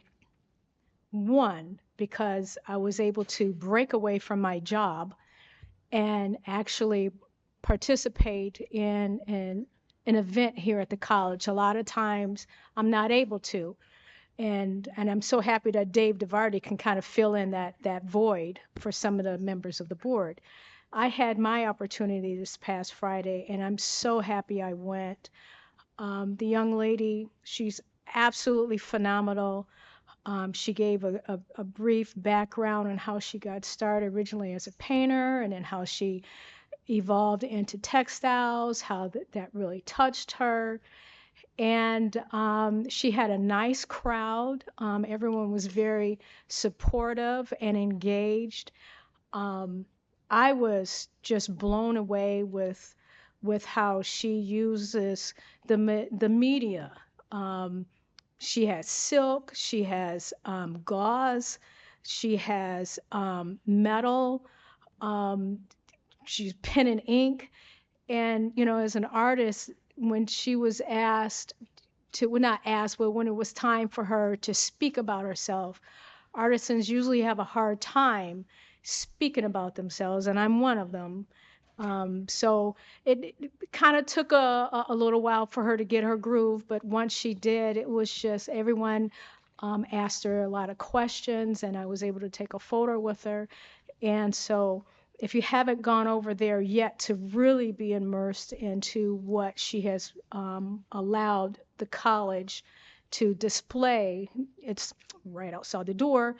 And you can fill out the guest list with your email address, and I think, you know, some other events would be delivered to you. And I'm so happy that I did the last art gallery presentation that was there, so I was able to get it firsthand in my primary email address, so I was so excited. So, and the other thing, I had the opportunity to meet who I met was Officer Toth. I can't remember his first name, but I rather call him Officer Toth. And if it's okay with you, President Blanca, he and I got to talking about Park Ridge Center. And he has some ideas that he would like to share, and I'm bringing you into this, to present to the kids, like child safety, whether that's gun safety, bullying, and things of that nature. And I was like, oh, that's great, because I had the opportunity to come by way of a child safety activity coloring booklet. And it addresses all of that on a child's level. And as I stated, you know, bullying, sexting, you know, through the phone text, cybersecurity, fire safety, gun safety. And he says, well, that's awesome. I've already reached out to some contacts to see if I could get a good portion of these books, like 100, if possible. So I'm presenting this to you. Perhaps maybe you and Officer Toth can get together. He has other ideas that he would like to do for the students there at Park Ridge. I think that would be excellent. Who was Officer Toth affiliated with? What Here at the Us. college. college? Yes. Thank you. Yes, he's here at the college. And the first time I met him was Friday when I come for the art gallery for Kathy Jacobs. So Thank you for sharing that. yes, that's it. I'm done. Sounds like a nice idea. Yeah, I think it would turn out really well. Because he mentioned, I asked him, would he speak about gun safety locks?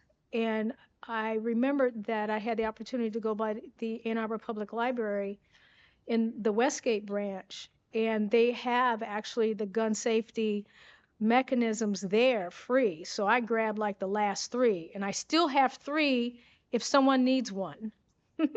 So, but he mentioned that he wanted to have that also presented at Park Ridge, and that's how it came up with the child safety activity books.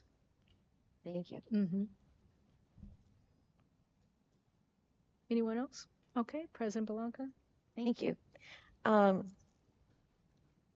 like to congratulate Jim Scoofus, who is he's our radiography instructor, and he was recently honored with the prestigious 2024 Educator of the Year Award by the Michigan Society of Radiologic Technologies. So congratulations, Jim. And Washtenaw Economic Club is this Thursday here in ML, and Carrie Ebersol will be there. She's the Chief Talent Solutions and Engagement Officer for the MEDC, and she will speak on labor market and wage trends. So please let Vanessa know if you'd like to attend. And I have some awards to present this evening. Oh, I have to wear my glasses. I come bearing gifts. Let's see. This is to Christina Fleming for 10 years of service from the Michigan Community College Association. Aw. Yeah. Wow, has it been 10 years? Yes, Oh my it's gosh. and Trustee Hatcher. Huh? Congratulations. Thank you. You're welcome. Congratulations. How about that? And Trustee DeVarty also received one, but he isn't here, so we'll give it to him at the next meeting. Thank you. You're welcome. And I know that this is, first of all, this is not part of my remarks, but I am so excited for a conversation that we are going to have later in this meeting. I just had to tell you that. It's very exciting. Okay? Yeah. All right. So thank you.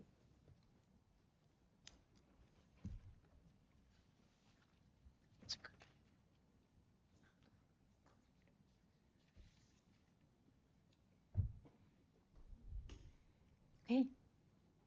That's it. You done? Yes, I could keep talking, but I'm assuming that you want to get. I just wanted to make sure. Okay. That's right. Thank you. Okay, we're moving on to tab E. This is under the old business. It's an action item, proposed changes to Board of Trustee Policy 4055, policy on new student assessment and individualized program planning, second reading. Thank you. Provost Blakey. So remember we talked about a little bit about this at the July meeting. And I thought we'd kind of reiterate about our open door institution, which means when students want to be admitted, they are either graduating from high school, earning a GED, reaching 18 years of age, or we have a dual enrolled process for students who are still in high school. As part of our prescribed course requirements, as courses are developed, faculty and departments determine what the academic requirements are for each course. The vast majority of our courses require what we call college level reading and writing, which is level 6. We put different levels on each of these. Our math courses for college level is at level 3 and higher are considered our college level courses. We also have a handful of courses that are designated as no basic skills, which don't have academic levels required. So policy 4055, which we're discussing tonight, really describes how does the college assess the academic readiness of the students that are incoming. Because again, we're not requiring different levels for them to be admitted. We're open door, but we want to figure out what's the assessment ways that we determine what their academic levels are. This process also has ways for students to be exempt from that assessment process, which might be a guest student, they've already earned college credits, or they're in contract training. So with the academic levels, the college uses multiple measures for the students to demonstrate their college readiness. We have many types of assessment, which we'll talk about in just a second, and we always use the best option. So perhaps they took the AccuPlacer and they did better in the reading, but then they did better on their writing portion of ACT. We would take the best of each of their scores. We're always going to take the best option for the student when we're determining the academic levels. As you can see, this kind of looks like a cafeteria health plan. This is our writing levels, and you can see we have writing levels 2, 3, and 6 along the left-hand side. But you can see across the top all the different ways the students can demonstrate their academic readiness, whether it be completing courses with us, taking the AccuPlacer, the PSAT, the SAT, the ACT, the Compass. We can do a writing sample that's evaluated by our English faculty, or we also use high school GPA, or they're exempt. The same thing happens with math, where we actually have 7 levels, but you can see I've just showed you levels 1 through 3 here. Again, the courses that they can take, and then all the different ways that they can demonstrate what the math. For math, our on-campus test for math is we use the ALEX. So the policy is on new student assessment individualized program planning. And we, based on the input and feedback that we got from the board, we did make some changes. So as students are coming in and taking credit courses, we will basically look at their basic skills assessment. Again, we can use high school GPA. We've added that component to the evaluation process. We also understand that students who have earned a degree from an English-speaking university or earned 15 or more credits with a 2.0 or better will be exempt from this process. If they're only taking enrichment courses, we are no longer listing the types of courses. They were listed before. So again, we do have a handful of courses that don't require that assessment or don't require basic skills. So it might be some music, some art classes, but because there's a variety of classes, we've taken off the types of classes. Again, students who are enrolled in contract training and students who are applying as a guest student. We have, especially in the summer, we have a lot of guest students that come from Michigan State, U of M. They're home from the summer from Purdue or Wisconsin. Those students, as long as they're a guest student and good standing from their institution, are also exempt from the assessment process. We also, initially we talked about, as you know, we're going to meet students where they are. We're going to have classes that are available for them where they are. And so students who are coming in who are not at those levels 6 and 6 that we talked about for reading and writing, they'll be advised into the appropriate class that they need. Our math department is now looking at a different way to do, they're not doing co-requisite courses, they're doing a different type of course where it'll be expanded contact hours, but they won't be taking a co-requisite model. So we'll have the policy indicate that it's the appropriate class that they need to take. Is there any questions?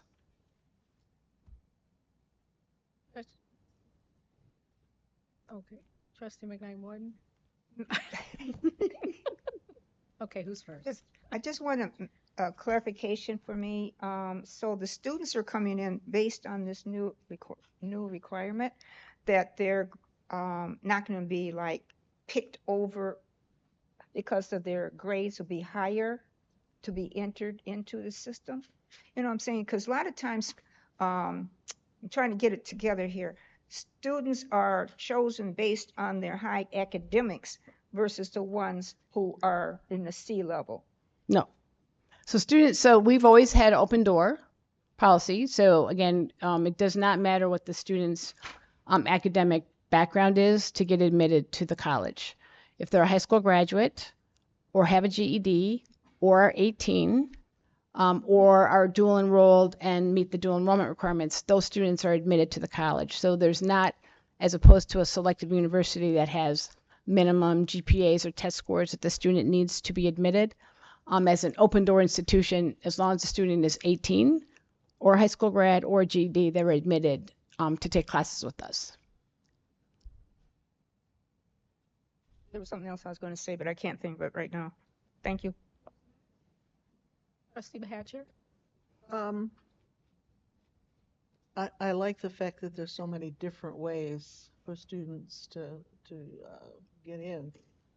What if I'm a student and I come in, I have a high school graduation, but my GPA was below 2.0. Mm-hmm. Then what do I do? You can take any of those assessments. So let's be clear that that cafeteria plan of all those is not determining admission. Right. Admission is you are Okay. 18, high school grad, GED. Right. Those are just the ways that we're going to assess what your academic skills are and what classes are best for you to take. And since there aren't the lowest level basic skills classes anymore, what would I do? I mean, advise me. I don't read very well. I don't do math very well. What am I supposed to do? I want to go into welding. Okay. Now what do I do? So we would have the English class that combines reading and writing and gets you to the level that you need to be. And we also have a math level. So even at the math level 1, you're going to be able to take, and actually for welding, you don't have to have a math level to just come and initially take a welding class. Okay. To get a welding degree, you would need a math class, but you won't need math just specifically just to take your initial welding class. But at some point, if I want a degree in welding, I'm going to have to get to that math level. Right. That Yes. that the welding people determine. Correct.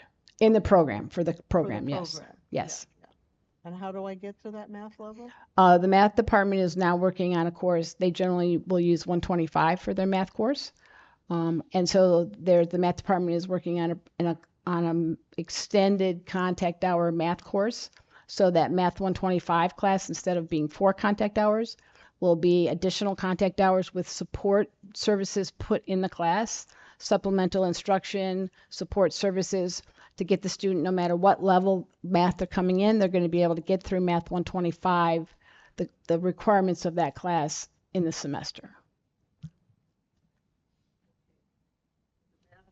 Department's okay with that. They are working on that as we speak. Trustee McKnight-Morton? Thank you, Trustee Hatcher, for expounding on that for me. I think I heard you. But my question also goes with, because of the low, them coming in at a low level, will this affect their FAFSA, their monies that they're getting from scholarships and stuff? No. So the college is doing this based on trying to help them to improve their skill level faster. So right. So the federal government, so our state programs will not pay for standalone developmental, but if students are in developmental class, it is not going to impact their financial aid. There is limited number of developmental credits that financial aid will be able to pay for, but the new state programs will not pay for standalone developmental. They're paying for expanded either co-requisite models or expanded ways for students to complete their college level classes earlier in their academic career.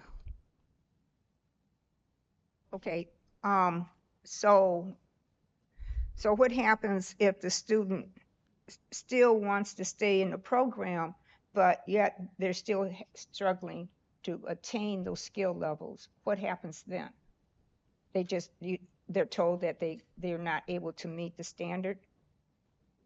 So again, we have courses no matter what levels the students coming in. Mm-hmm. There are students come in who, because even if they're ESL students, we have English as a second language courses.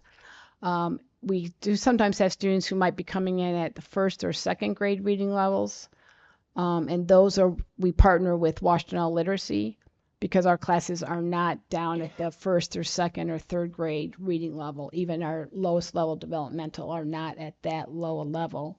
So sometimes students might be referred to Washtenaw Literacy to get their levels up to a level where we can accommodate them. There's no cost, correct? Trustee Milstein? Thank you, Provost Blakey, for making the changes that I've asked for. You're welcome. So I appreciate it. Thank you. You're welcome. Trustee Hatcher, you had your hand up? Are there other states that have done this? Yes. And how are they doing? This has become a national model because I think historically the data has shown that students who start out in developmental sometimes never get out of developmental. And so states across the country are moving to co-requisite models where students are able to take the college level course with some co-requisite or other support mechanisms, expanded contact hours, and other supplemental instruction to get those students at the level that they need more quickly. And they have those programs have been successful, which I think is why the state of Michigan is moving to be aligned with those states. Because I heard from some faculty that Kentucky was ditching it, but because it wasn't working.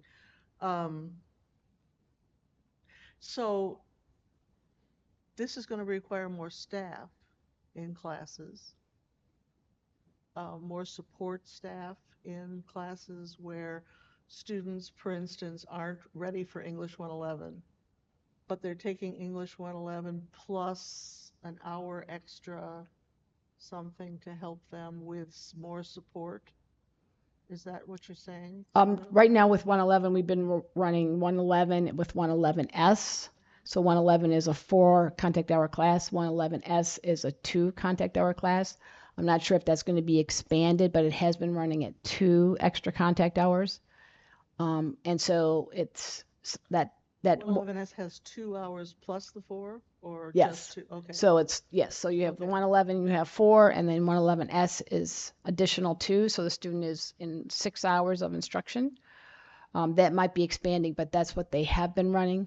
And so those are 2 courses that are taken together. That correct model, those courses are taken together at the same time. So they're essentially taking developmental courses and paying for them, but calling them English 111.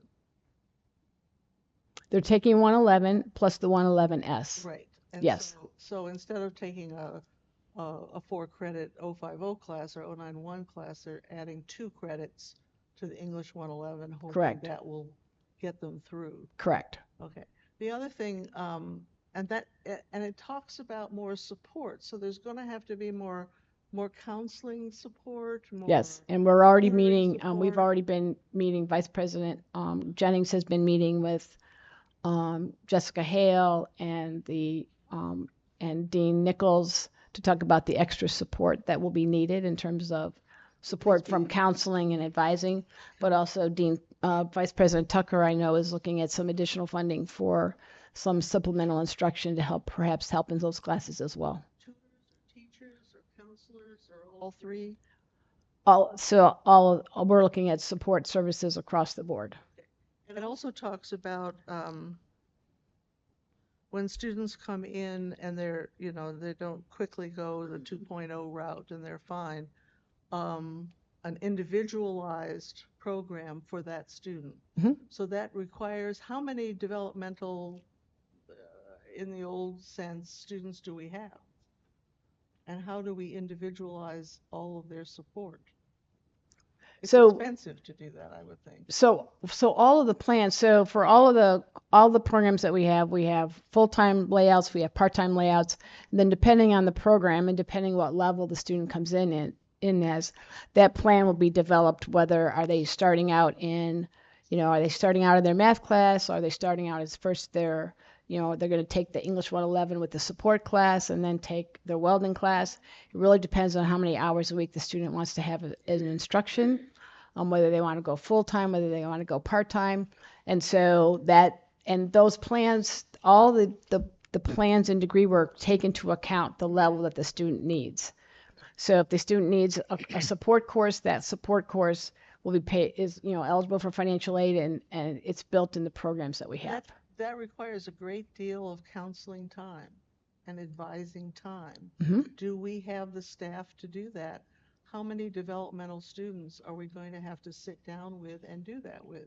And do we have the staff to do that? So right now we have, I think it's for students who are coming in at 6 and 6, I think we have about 8. It was about 12% of our students who are lacking in developmental being at level 6 in reading and writing.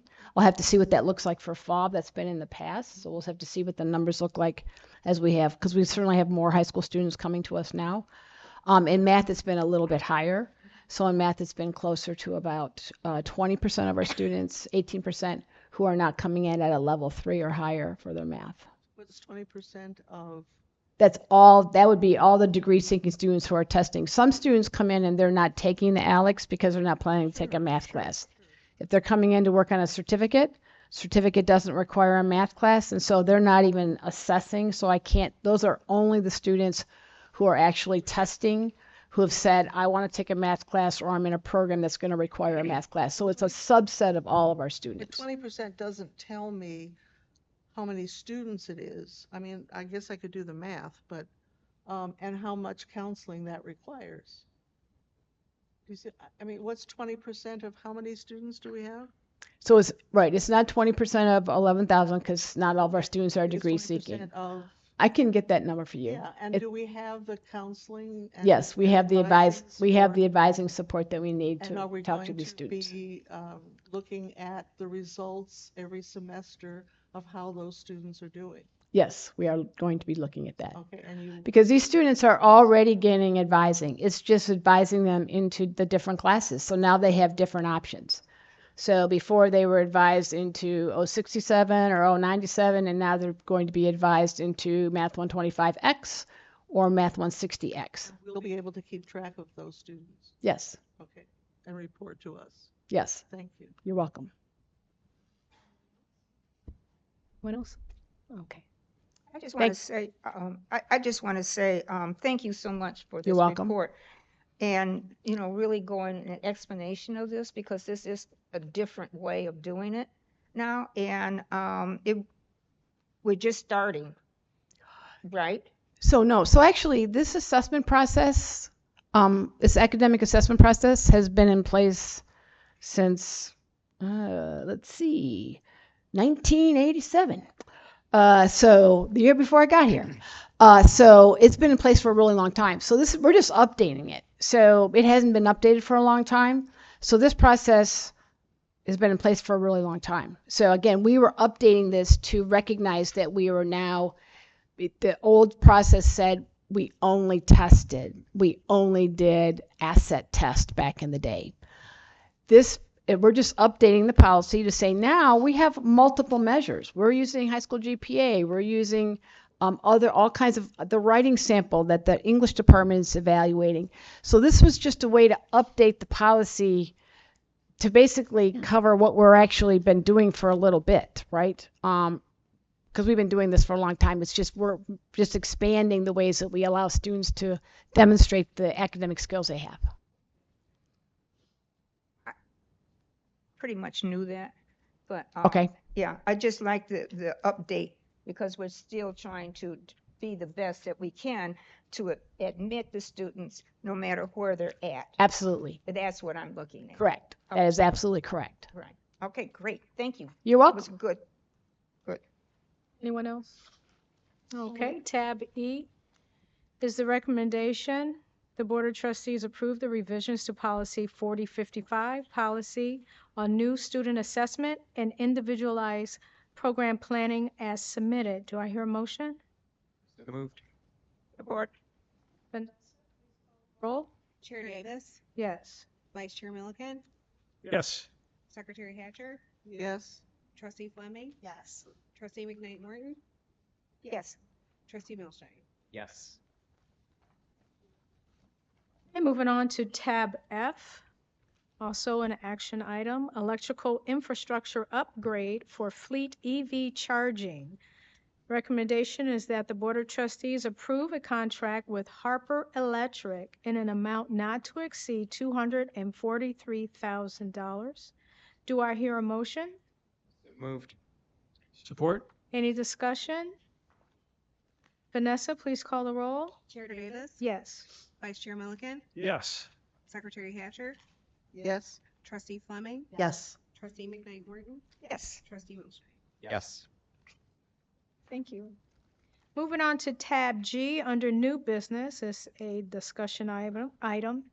Review of fiscal year 24 audit. VP Barnes.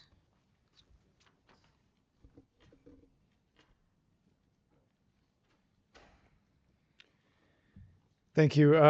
What I'm going to be going over is basically a part of the financial statements called the management's discussion and analysis. So it provides the insights from management into the financial statements.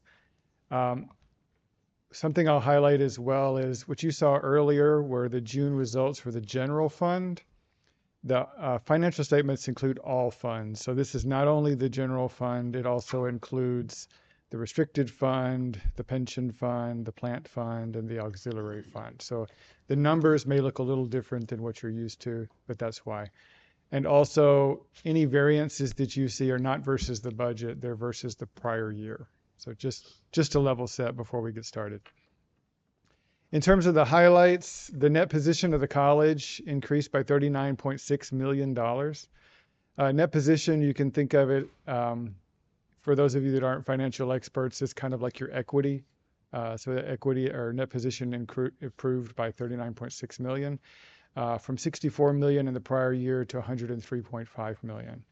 Now, a big piece of that this year was a pension variance. So if you exclude that pension variance, or pension and OPEB, which is GASB statement 68 and 75 there, the net position increased by $21 million. Still good. Operating revenue increased by $5.7 million, so it improved across all line items, and I'll show you that in the next chart. And again, the pension and OPEB liability improved. At year end, it was $117 million.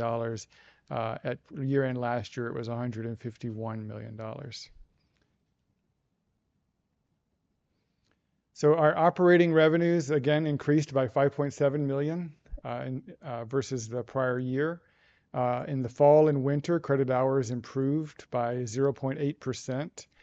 And along with the tuition increase that we had to $99 per credit hour, which is still the lowest in the state, by the way, drove $1.8 million of growth in tuition and fees. Grants and contract revenue rose. We had the Southeast Michigan Mobility Power Project, which is basically our battery lab project, that grant, as well as the Detroit Drives Degrees grant that you heard about earlier and you've heard about before. Our auxiliary revenues grew along with our memberships at the Health and Fitness Center. As you saw, we're around 5,600 members, and that continues to grow. And the increase in the other revenue was driven largely by the increase in the usage of the conference center, as well as the increased training programs with our union partners. In terms of our operating expenses were up by 4%. So again, this includes not just the general fund, it includes several funds. A part of this was growth in personnel, so we did fill some vacancies versus the prior year. We also had increased wages in every employee classification. If you look in student services and student aid specifically, there's a large $2 million variance there. Just that is not student services per se, that's Pell Grants. So we had an increase in Pell Grants, therefore we have an increase in Pell Grant expense. But in total, if you look at this in total, we like to make sure that we're spending most of our money on the students. So if you look at what's going to instruction, instructional support, student services, and student aid, that's where more than 70% of our costs go.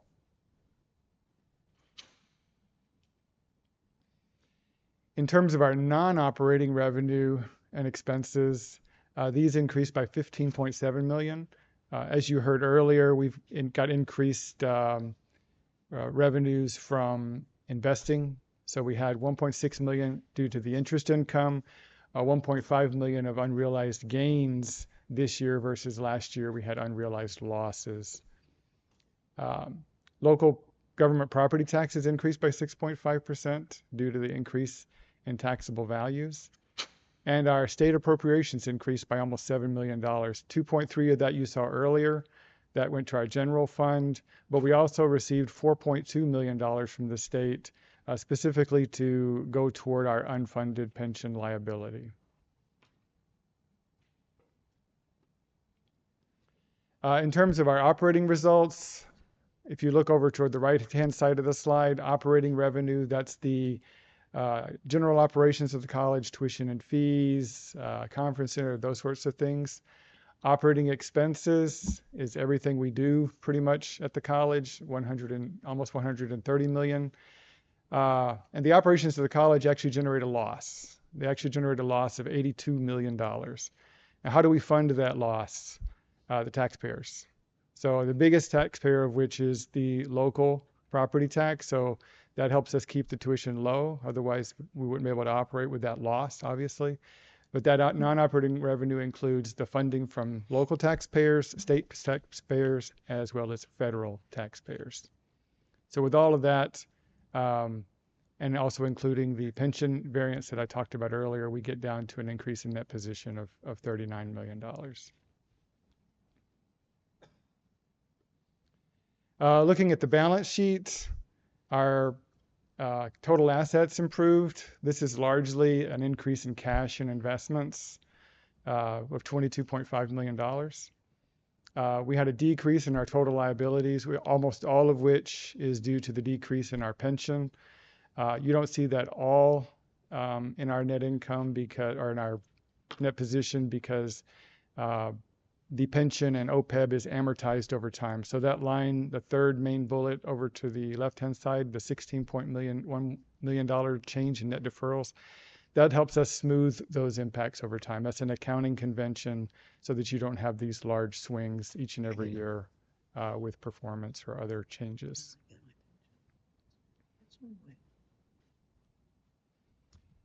In terms of our overall cash flows, if you look at the right-hand side of the chart, the very last line, you see that we finished last year with $26 million of cash. This year we finished with $20 million of cash.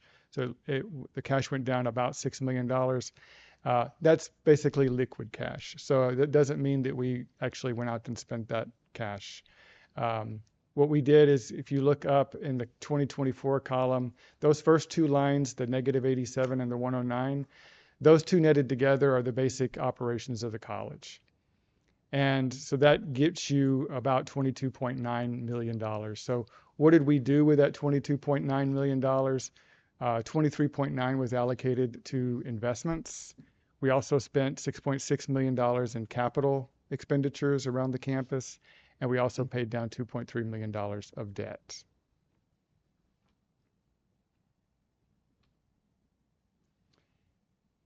And the composite financial index, I like to show this every year. This is something that the Higher Learning Commission uses to evaluate the financial soundness of each institution. You can see that we've been on an upward trajectory pretty much since 2014, and that has continued this year. We finished at 6.55 on this 10-point scale, which is a very, very healthy score. So I think this puts us in a good position, obviously, if we want to invest in something strategic, but also it puts us in a good position because we know that while enrollments have been going well, we do know that there's an enrollment cliff coming. So having this savings account, if you will, gives us a little bit more peace of mind going forward. And finally, next steps after this review will be to give our financial statements to several organizations around the state and publishing it on our website, which you can see here. With that, I'm going to turn it over to our audit partner, Tracy Moon, and she's going to tell you about the results of the audit itself.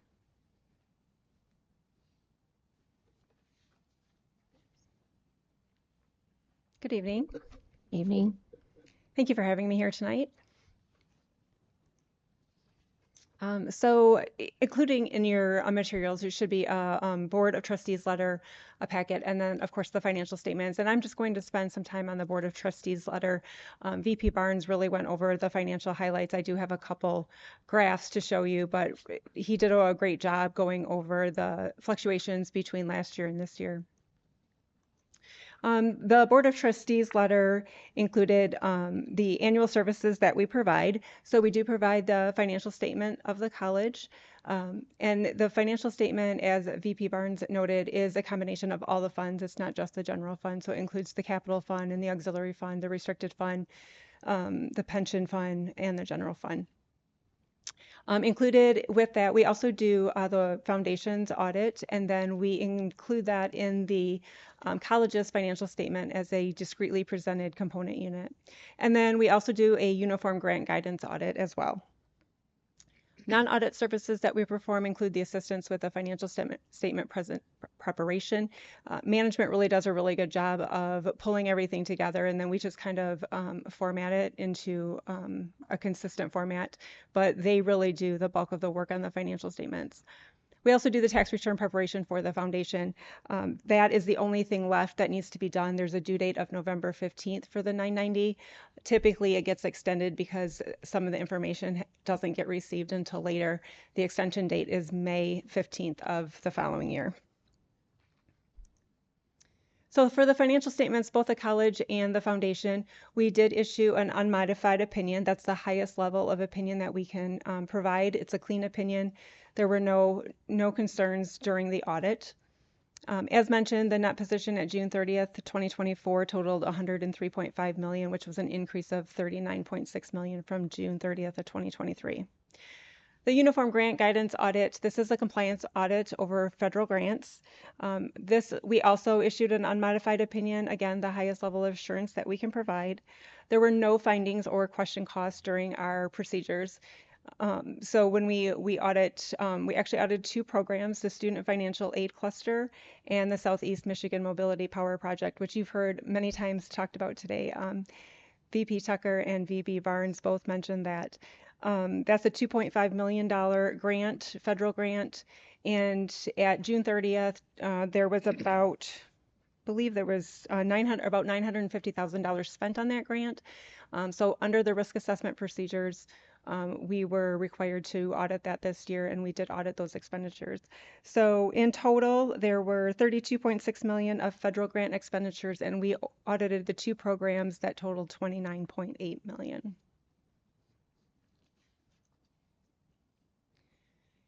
In the board packet, there are required communications that we are, by our standards, required to have with you.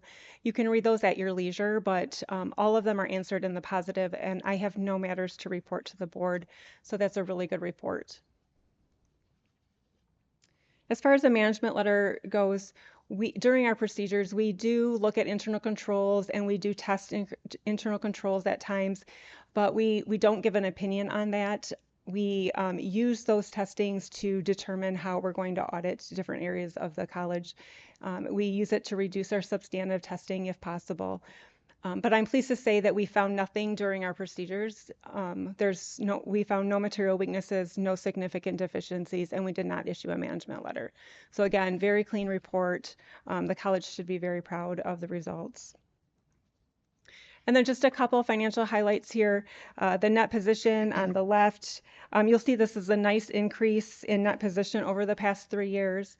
And then on the right, the change in net position, that dip in 2023 is really the impact of the pension and the post-employment benefit plans, and then a loss in the investment, the unrealized investments that year, as VP Barnes already mentioned. Operating revenues, again, you can see a nice trajectory increasing from 2022 to 2024. And then the operating expenses, again, when you have increased revenue, you typically have those increased expenses as well. And as VP Barnes mentioned, there was increase in personal cost, Pell Grants, and then just continued expenditures to support student services. So that's really what I've enjoyed about tonight's meeting, is all the stories about what you guys are doing for the students. I just think it's amazing. It has been very enlightening tonight, and you can see that in some of these financial numbers. So thank you very much, and I would also like to publicly thank VP Barnes, Ben Holz, and Lynn Grace. They're all here today, their staff, and everybody that was involved in the audit, and the Board of Trustees. Really appreciate all the support we get. We couldn't do our jobs without them. So thank you very much. Thank you. Thank you very much.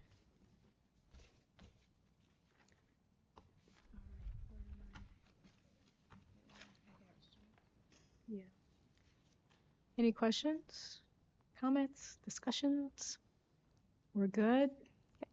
We're good. Thank you. You do? President No, Malaka? no, I'm fine. I just wanted the board to know that, as usual, Trustee DeVarty did meet with Vice President Barnes and myself to review all of the materials. I believe he texted you, he said. Yes. Okay. Yes, he did. And he told us not to worry. Okay. Thank you. Thank you very much. We will move on now to tab H, which is the electrical infrastructure upgrade for EV charging at parking lots 1, 6, and 7, AVP Whipstock. All right, good evening again. Recalling a couple board meetings ago where I presented the infrastructure plan, first being the Health and Fitness Center and the shipping and receiving building. This is the third phase of the electro infrastructure for EV charging. This is for parking lot 1, which is directly right outside the ML building, and for lots 6 and 7. Perfect, great. Lots 6 and 7, which is outside of the GM and LA buildings. So this is putting the infrastructure in needed to install EV chargers in those locations.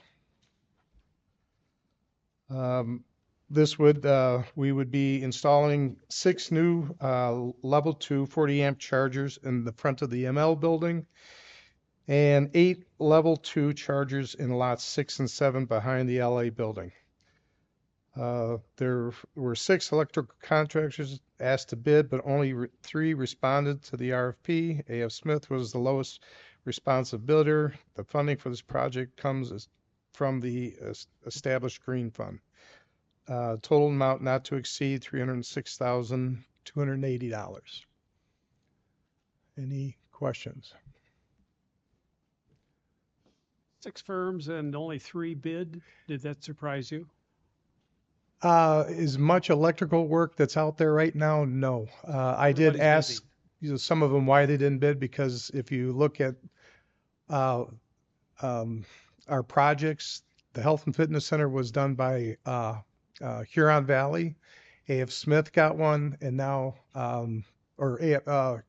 Harper Electric, and then now A.F. Smith. They've gotten so much work that they're not bidding it because they just can't do it. So it isn't surprising. There's just a lot of electrical work out there. Any other questions? Great. Nope. Thank you. Thanks. All right.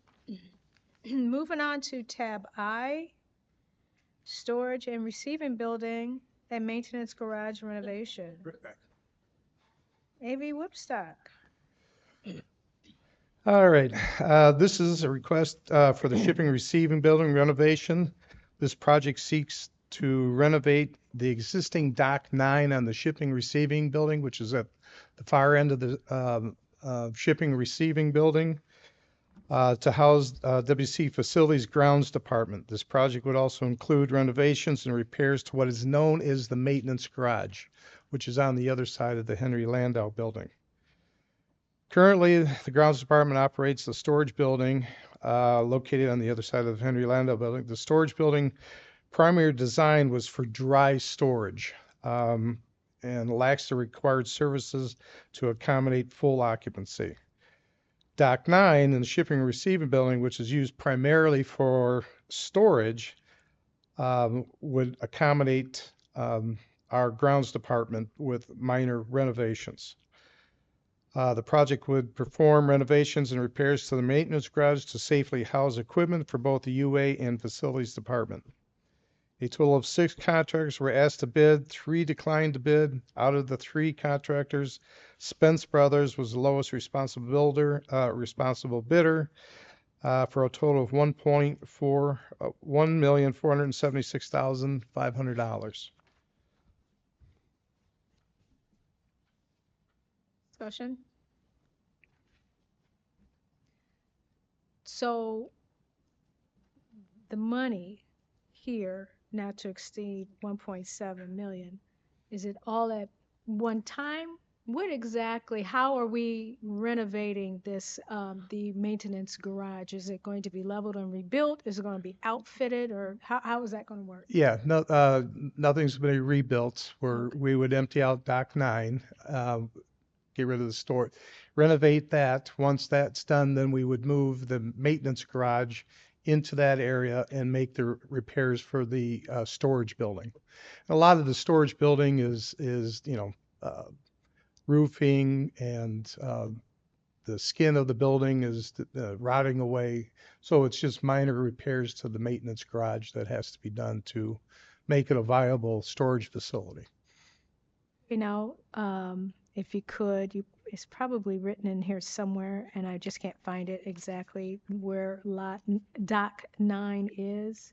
Is that behind the student service building? That's part of the storage and receiving building. So if you think of the storage receiving building, this Dock is it 9 right is the here. far end of the storage and receiving building.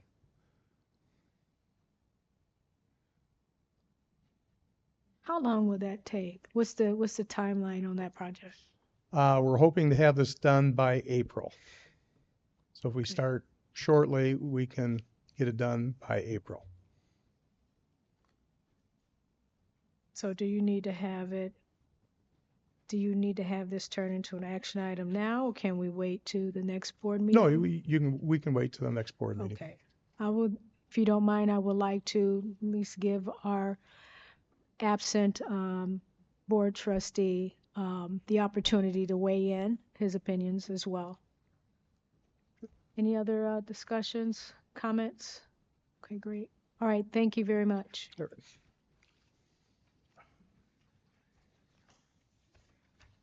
All right, if we can move on to tab J, review of 2026 to 2030 WCC Capital Outlay Plan, President Belanca. Yes, actually, this is what I've been waiting for. So, as you know, as the board knows, every year the state requires that we report in this capital outlay 5-year plan. You receive this every single year. You don't have one? It's in your binder. Is it in her binder? In her binder. Okay, so you do receive this every year. And every year, we update the facilities, the condition of the facilities. So this will look very familiar to you. In the past couple of years, we have had a capital outlay request. And that capital outlay request has been for the Student Center. And we have not, even though we've been close, we have not been fortunate enough to get that Student Center for a lot of reasons. It really didn't align with what the state was looking for. So we looked at our goals as a college and strategically where we, as the board, have talked about, different initiatives that we've discussed in the past as well as projected for the future. And as you know, the 2 initiatives that we're extremely proud of at this college, mobility, the Advanced Transportation Center started in 2014. We were the first, one of the first to get there, and we continue to develop that through years. And as you know, we've been, very, very successful in that. The other is, let's go back to mobility. You may recall about, 6 years ago maybe, we did receive a capital outlay request for $4 million. two of which we had to pay and two that they would pay. Governor Snyder was the governor at the time. And that was for an occupation, that was for a advanced transportation building. Remember, it was gorgeous. But COVID happened.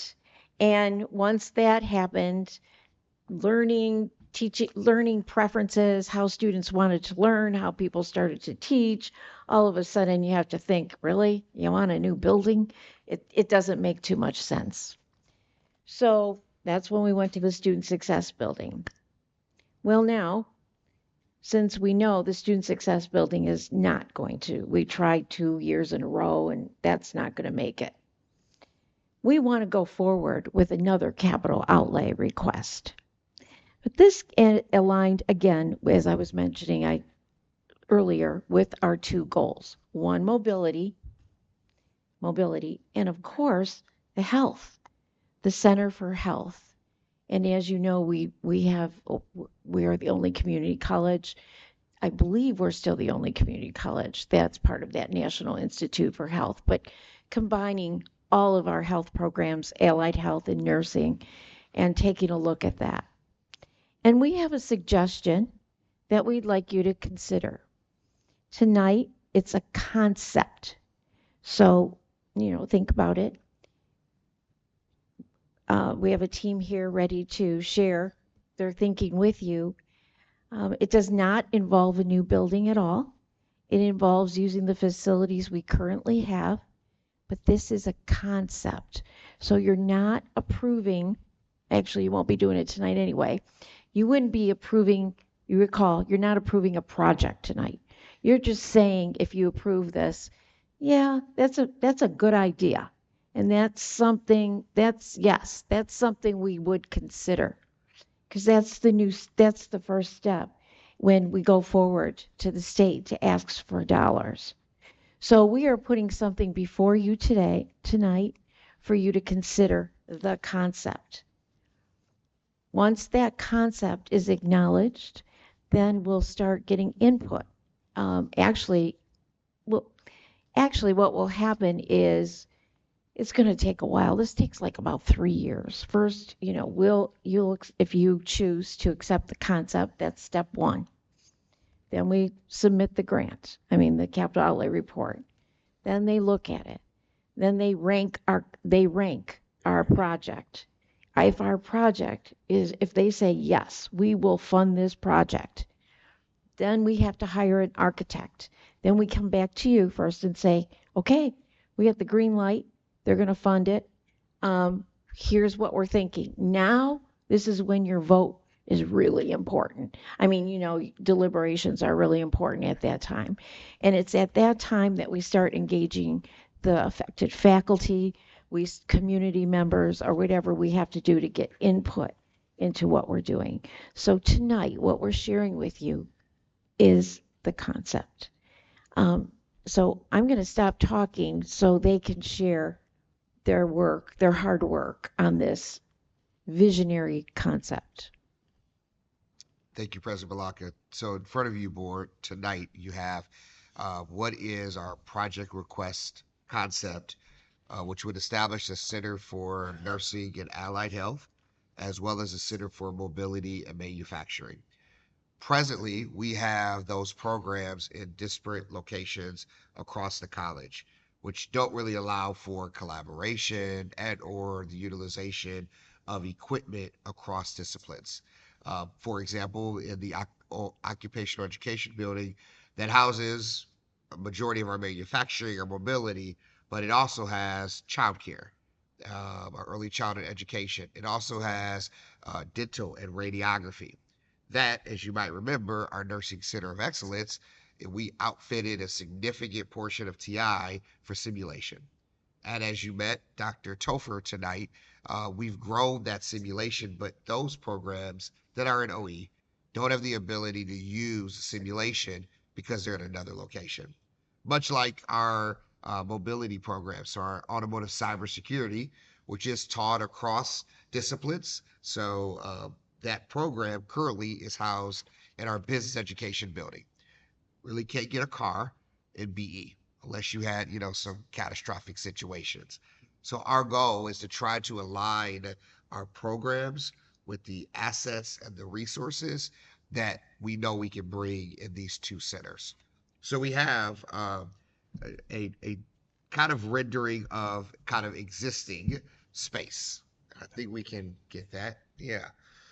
So presently, as you look, either on the screen or right there, in the red, top left, that is our radiography um, center. And then down to the bottom right, that is dental. Straight ahead from that, you see green and blue. That's a mix of our welding and fabrication as well as our advanced manufacturing, which we are currently landlocked from an advanced manufacturing perspective, cannot grow. And as I mentioned earlier, dental and RAD cannot access the assets that are in TI. So it is our goal that we would move RAD, dental, health, the other program, early childhood ed, to two new buildings. First, TI.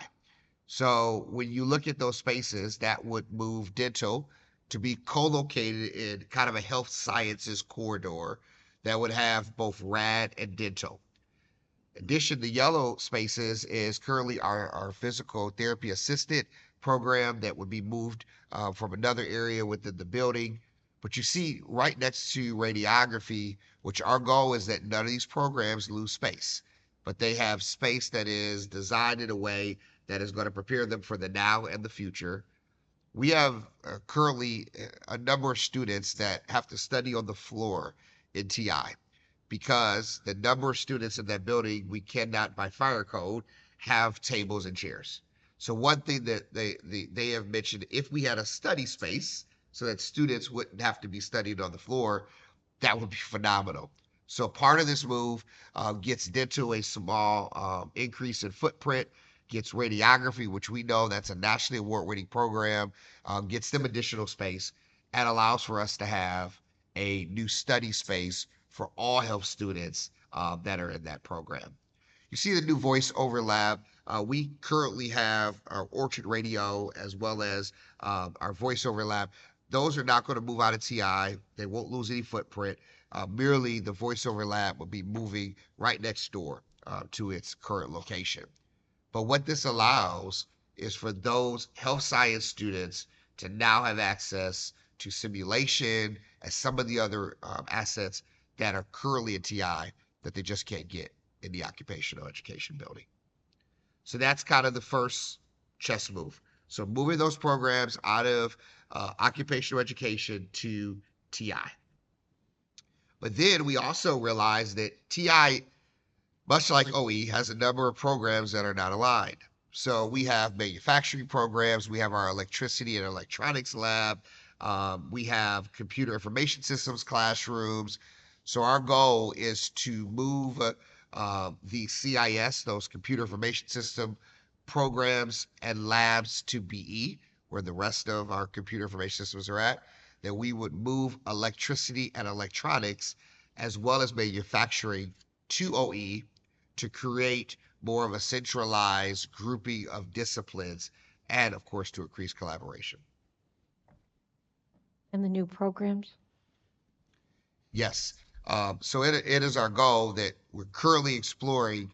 The state of Michigan just released the top 50 jobs. And we know that our occupational programs are all over that list. But we know that we have an opportunity to grow. One example would be that we currently offer a dental assisting program. Well, one of the top 50 jobs is dental hygiene. So that would be an area that we would explore because, as you might imagine, that's a significant salary increase, going from $20 an hour as a dental assistant to, on the state jobs, $36 to $40 an hour. So it allows for us to be able to take our stellar programs and be able to expand and grow those. So this is the occupational education building that you just saw that had RAD and dental and early childhood ed. To your top left would be our advanced manufacturing electricity and electronics lab, moving from TI to OE. It would be allowing for us to have our cybersecurity program that currently is housed in BE. Now it would be in the same building as automotive and mobility, but then also allows for the expansion of our metallurgy classroom. That program and those classes have been kind of landlocked, so this gives them some additional square footage. So when we think about things like non-destructive testing, you might remember being on the tour at OE, there was the GE X-ray machine. Well, that X-ray machine could be moved out of there into this new metallurgy lab to expand kind of non-destructive testing. But then it also allows for us to take what was dental and potentially make that additional space for advanced manufacturing to include a clean room, knowing that we're moving in the semiconductor space. And right now, our semiconductor offerings are going to have to be in a regular classroom that could be mixed with types of equipment. This allows for us to have a clean room that would support that additional growth program. Floor plans be available as handouts that we can scrutinize them more closely? I don't know it as well as you do, and we're flying along faster than I can absorb all of this. We could definitely make those available. Absolutely, That sure. would be helpful. Yes. Yes. Well, it would be helpful for me. That would be helpful. But sort of the three buildings, what's in them now, and the three buildings, what you want in them in the future. The two, that would help me. Absolutely. We actually, part of some ones that are down on the ground are just that. They're what's in them today. Yeah. And so we could show you, it's like 12 pages that what's in them today, what do you want to be there, what would it look like? Where's HVAC staying in OE? Yeah, they would stay at OE. Yep.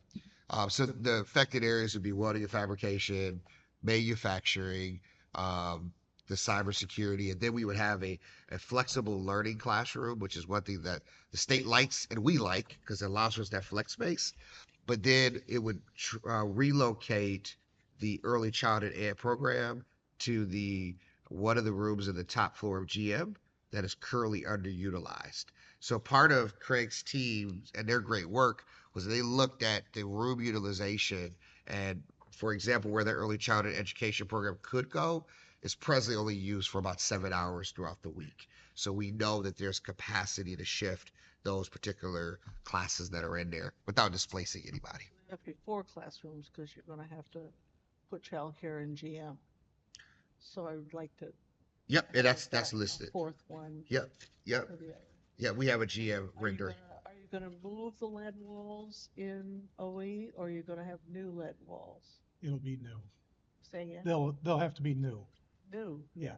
So you'll have nice lead walls or whatever. Okay. They're expensive. Oh, yeah. Just so you know. Oh, yeah.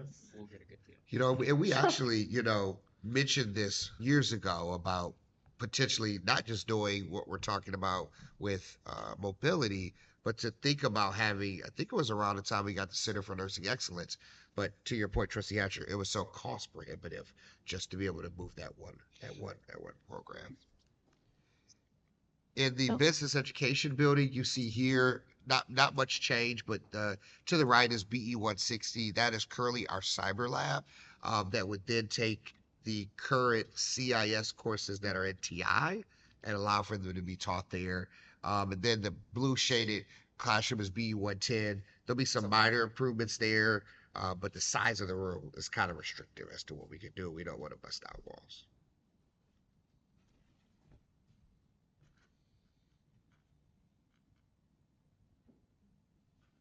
I'm trying to see. Oh yeah. So these were kind of backwards. This is what will be moving out in order to move in what we just showed you. So kind of to your point, Trustee Hatcher, what's in there now. These are the things that will move to OE that currently, that's the automotive cybersecurity lab, which is right displayed there. Who knows, maybe we can even make the front like that building, remember the elevation? Do you remember that elevation? I don't know. I mean, Well, we haven't thought that far. We're just talking about the concept of having these great centers. these floor plans could be digital instead of hard copy too, whatever's simplest. Absolutely. Just the ability to load them, look at them, and Yeah. Oh, more. So to respond just to Trustee Hatcher's question around GM, so this would be the other very small change. That is a room up on the third floor that is underutilized, and it has an adjoining room that we can knock down a wall because the early childhood program does have a significant number of storage days for the babies and training tools. So that will be able to move that there, and that really helps out the early childhood ed program just from a space perspective, but just where their location is. It's kind of in the middle of right now, welding and then rad. And then that's what the new room would look like with those two programs. Knock down that wall, give them that space.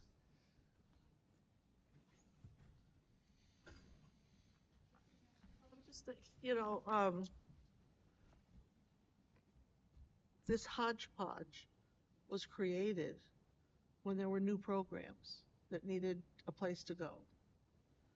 And so now we're reconfiguring, putting things together that need to be together. And so what do we do with when a new program comes? And do we have a place for it?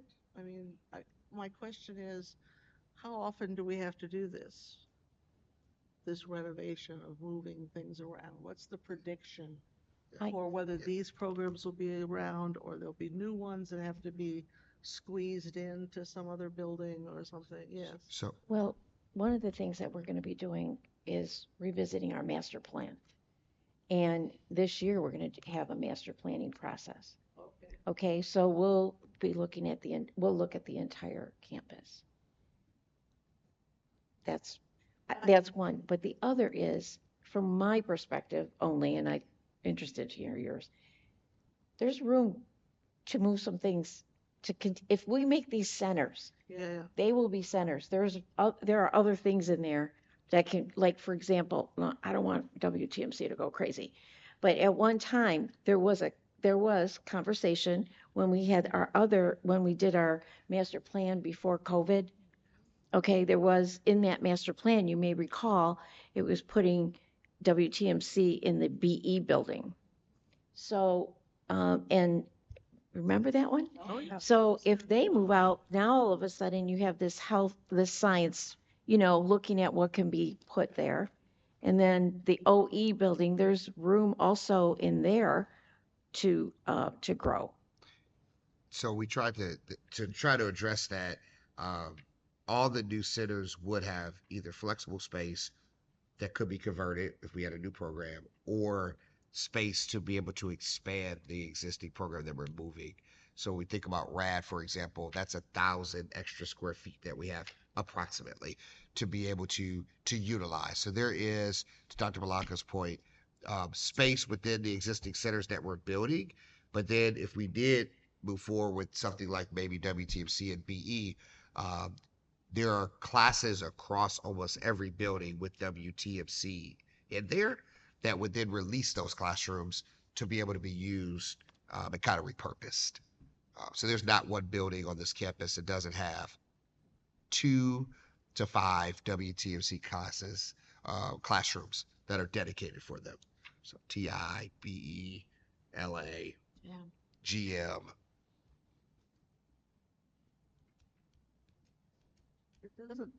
It doesn't mean we don't remodel the WTMC buildings as was on the facility report.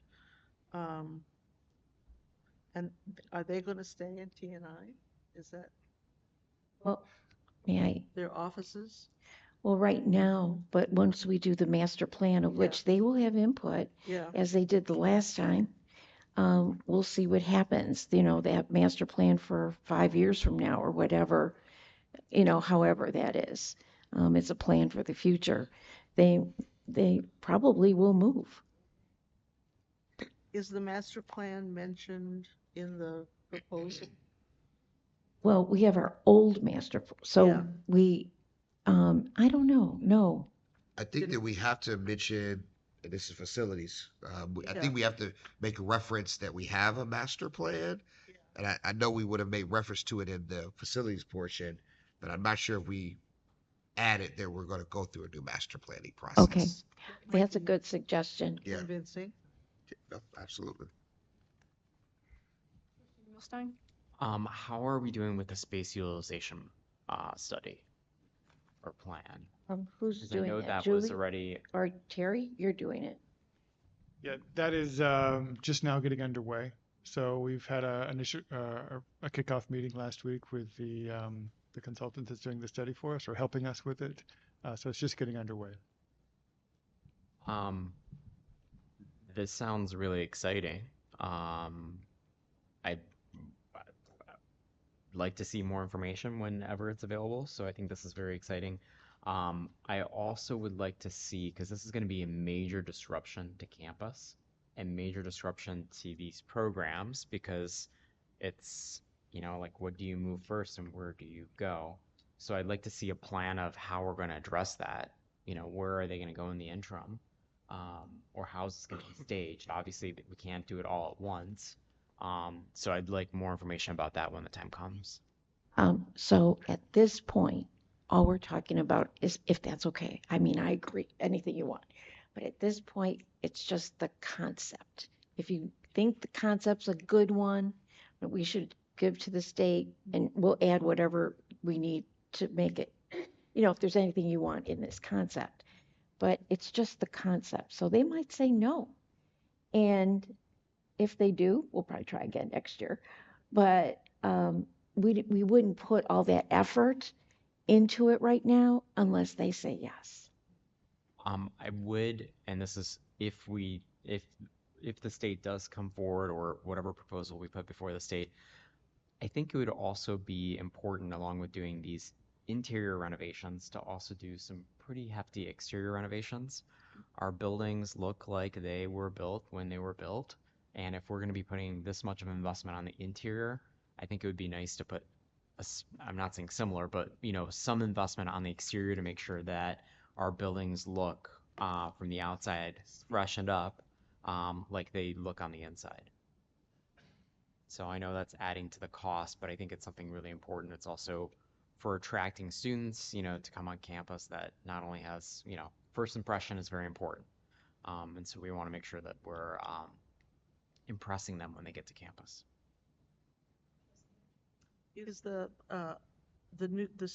new spaces that are being moved and renovated, they are linked to the state saying what the future jobs are? Yes. Absolutely. That, so that we're not, Yeah, that's actually one of their very specific questions at the top of their request is how does this speak to addressing kind of talent shortages or the state 60 by 30 goal?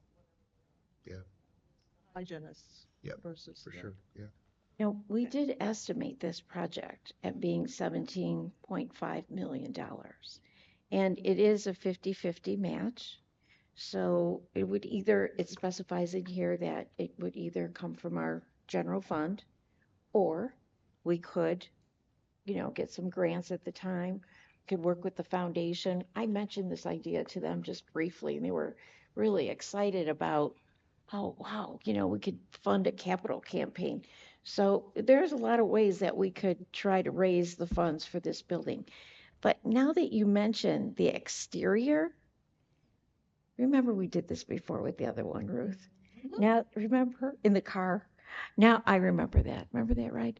Now that you mentioned the exterior of 17.5 million is not going to be enough money. So we're going to have to add something more to cover that exterior look.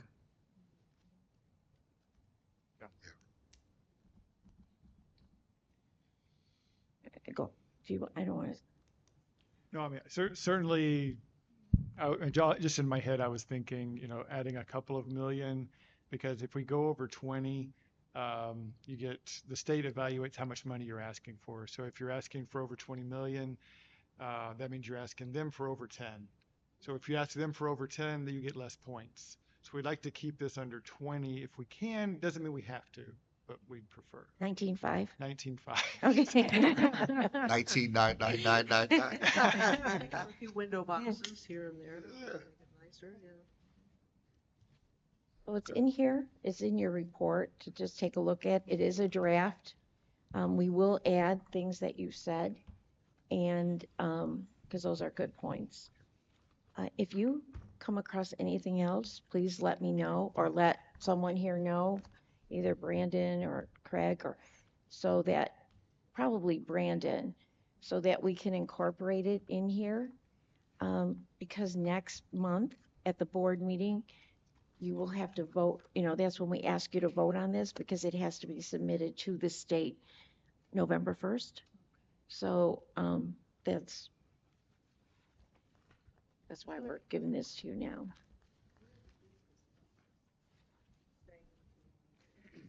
BE. So B, they would stay there. Yes. So next month, we're still only voting on the concept?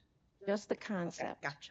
The whole thing is a concept. That's it. We're saying, yes, try the proposal. Try the proposal. It's in seriousness. You're really seriously saying this. Look, this is something we'd really like to do. That's what we're saying. But didn't say we're going to do it. Just a question, do you have a feeling that what we're doing in our proposal or concept would be like the first in the state to do this, or other institutions have done this before? Well, I think others have done it before. But yeah, I think others have done it before. We wouldn't be the first in the state to have facilities just, like Macomb's got the big health facility for health programs. They also have a big advanced manufacturing centers. No, we wouldn't be the first to do this. That's good to hear, because now we know we can look at others and see how well it went. Oh, well, different places. Different, right. Once this goes from concept, they like this, then we'll be on our bus trips or whatever, however we'll conduct the research to start looking at facilities, and that's when we'll start getting input from faculty and community members or whatever is necessary to get the right input for this plan. Right. I remember years ago, went to San Diego for ACCT conference, and I think I came back and said to the president that we visited this one community college there, and it was just really outstanding of how they took their student success building and just made it student success. And they had 100% visitation, graduation, participation. It was just outstanding to see this facility, and that's all they did. They just dealt with that. And I know we've been trying to do it, but it's hard to do that just here in this this locale. But I do know it can happen. We just have to figure it out. We did try. We did try. With our $23 million project. Right. But yeah. Actually, the second floor sort of resembles that student center. Right, because you were with me at that. Yeah, it you were. was. All I can say is that where the veteran, is it Wadham? Where Wadham is, how that the whole facade, the front of that looks, the student financial aid center, the counseling center, and I was amazed to see that our second floor student center closely resembled that college that we had visited in San Diego. So kudos to whoever it was that was on the same bandwidth. I don't know if they visited it also, but it was remarkable to see it. And when I registered for a class here, I had my accounting course, and that was the first time I saw the renovation of the second floor. I felt less anxious, if you will, because everything was nicely identified. The aesthetics was pleasing and calming, and it was quite attractive. And so, Thank yeah, you. yeah, wanted to let you know that. Thank Of course, you. that was way overdue in letting you know, but yeah, you know, things like that, Thank you you. know, it goes a long way, you know, so. Anything else? Trustee Milliken, you had your hand up. Did, going back to a thread of Ruth's here a minute ago, one of the things that I would like to have for discussion is in our next sit down is to know some of the costs per square foot to develop some of these elements, to see which are the most expensive ones and the hardest ones to move. And we're talking about an evolution of use and need to make sure that they're positioned so that they don't have to be moved, but they can be expanded where they are because of the Makes a lot cost of of the sense. infrastructure. That's good.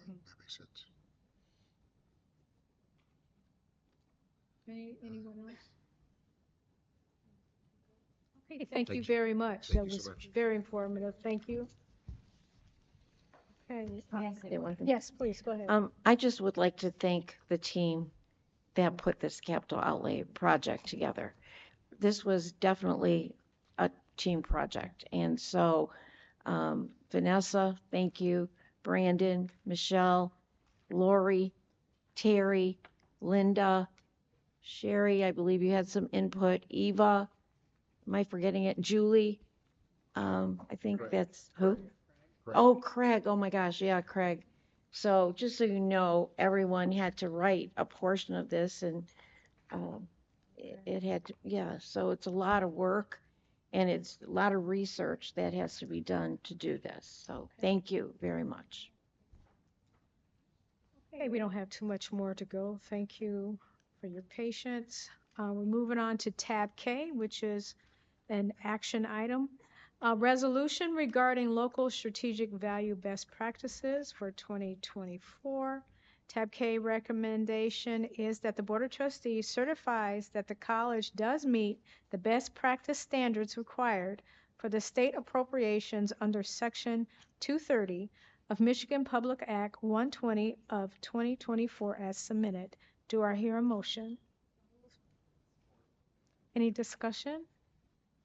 Trustee Hatcher? I would like to vote for it if we also include a raise for Julie Morrison. No, never mind. I second that. Yeah. Okay, Vanessa, please call her. Oh, you. Yeah, Go ahead, I just Trustee want to Kemp. say, this report is just outstanding. I got pretty much halfway through, a little bit more, but it's just so easy to read and understand, and just all of the updates that's on there that, I mean, it's just really mind-boggling what I've read. It's really, it just opened my eyes of where we are today. That also was a group project. Everyone contributes to the whole thing and sends Julie their portion. Yeah. And she does a great job Yes. putting it together. But that and the work to do all that with, honest to God, pleasure, because that local strategic value is what we give to our community. So Outstanding. thank you very much, everyone. Thank you. Vanessa, please call the roll. Chair Davis. Yes. Vice Chair Milliken. Yes. Secretary Hatcher. Yes. Trustee Fleming. Yes. Trustee McKnight-Morton. Yes. Trustee Milstein. Yes. Thank you. Tab L, revision of 2024 schedule of monthly board meetings, which is an action item. Is the recommendation that the Board of Trustees revise its 2024 schedule of monthly board meetings by rescheduling its October monthly meeting to October 29, 2024 at 6 p.m. at the Morris Lawrence Building, room 150, located at 4800 East Huron River Drive, Ann Arbor. Do I hear a motion? Any discussion? Does it have anything to do with Halloween? Yes. You could. Okay, never mind. Could we celebrate my birthday? Yeah. Okay, great. Vanessa, please call the roll. Chair Davis. Yes. Vice Chair Milliken. Yes. Secretary Hatcher. Yes. Trustee Fleming. Yes. Trustee McKnight-Morton. Yes. Trustee Milstein. Yes. Hey, I would like to entertain a motion to adjourn the monthly meeting. Move. All in favor? Aye. Aye. Aye, aye. Okay, we are Thank you. adjourned. No.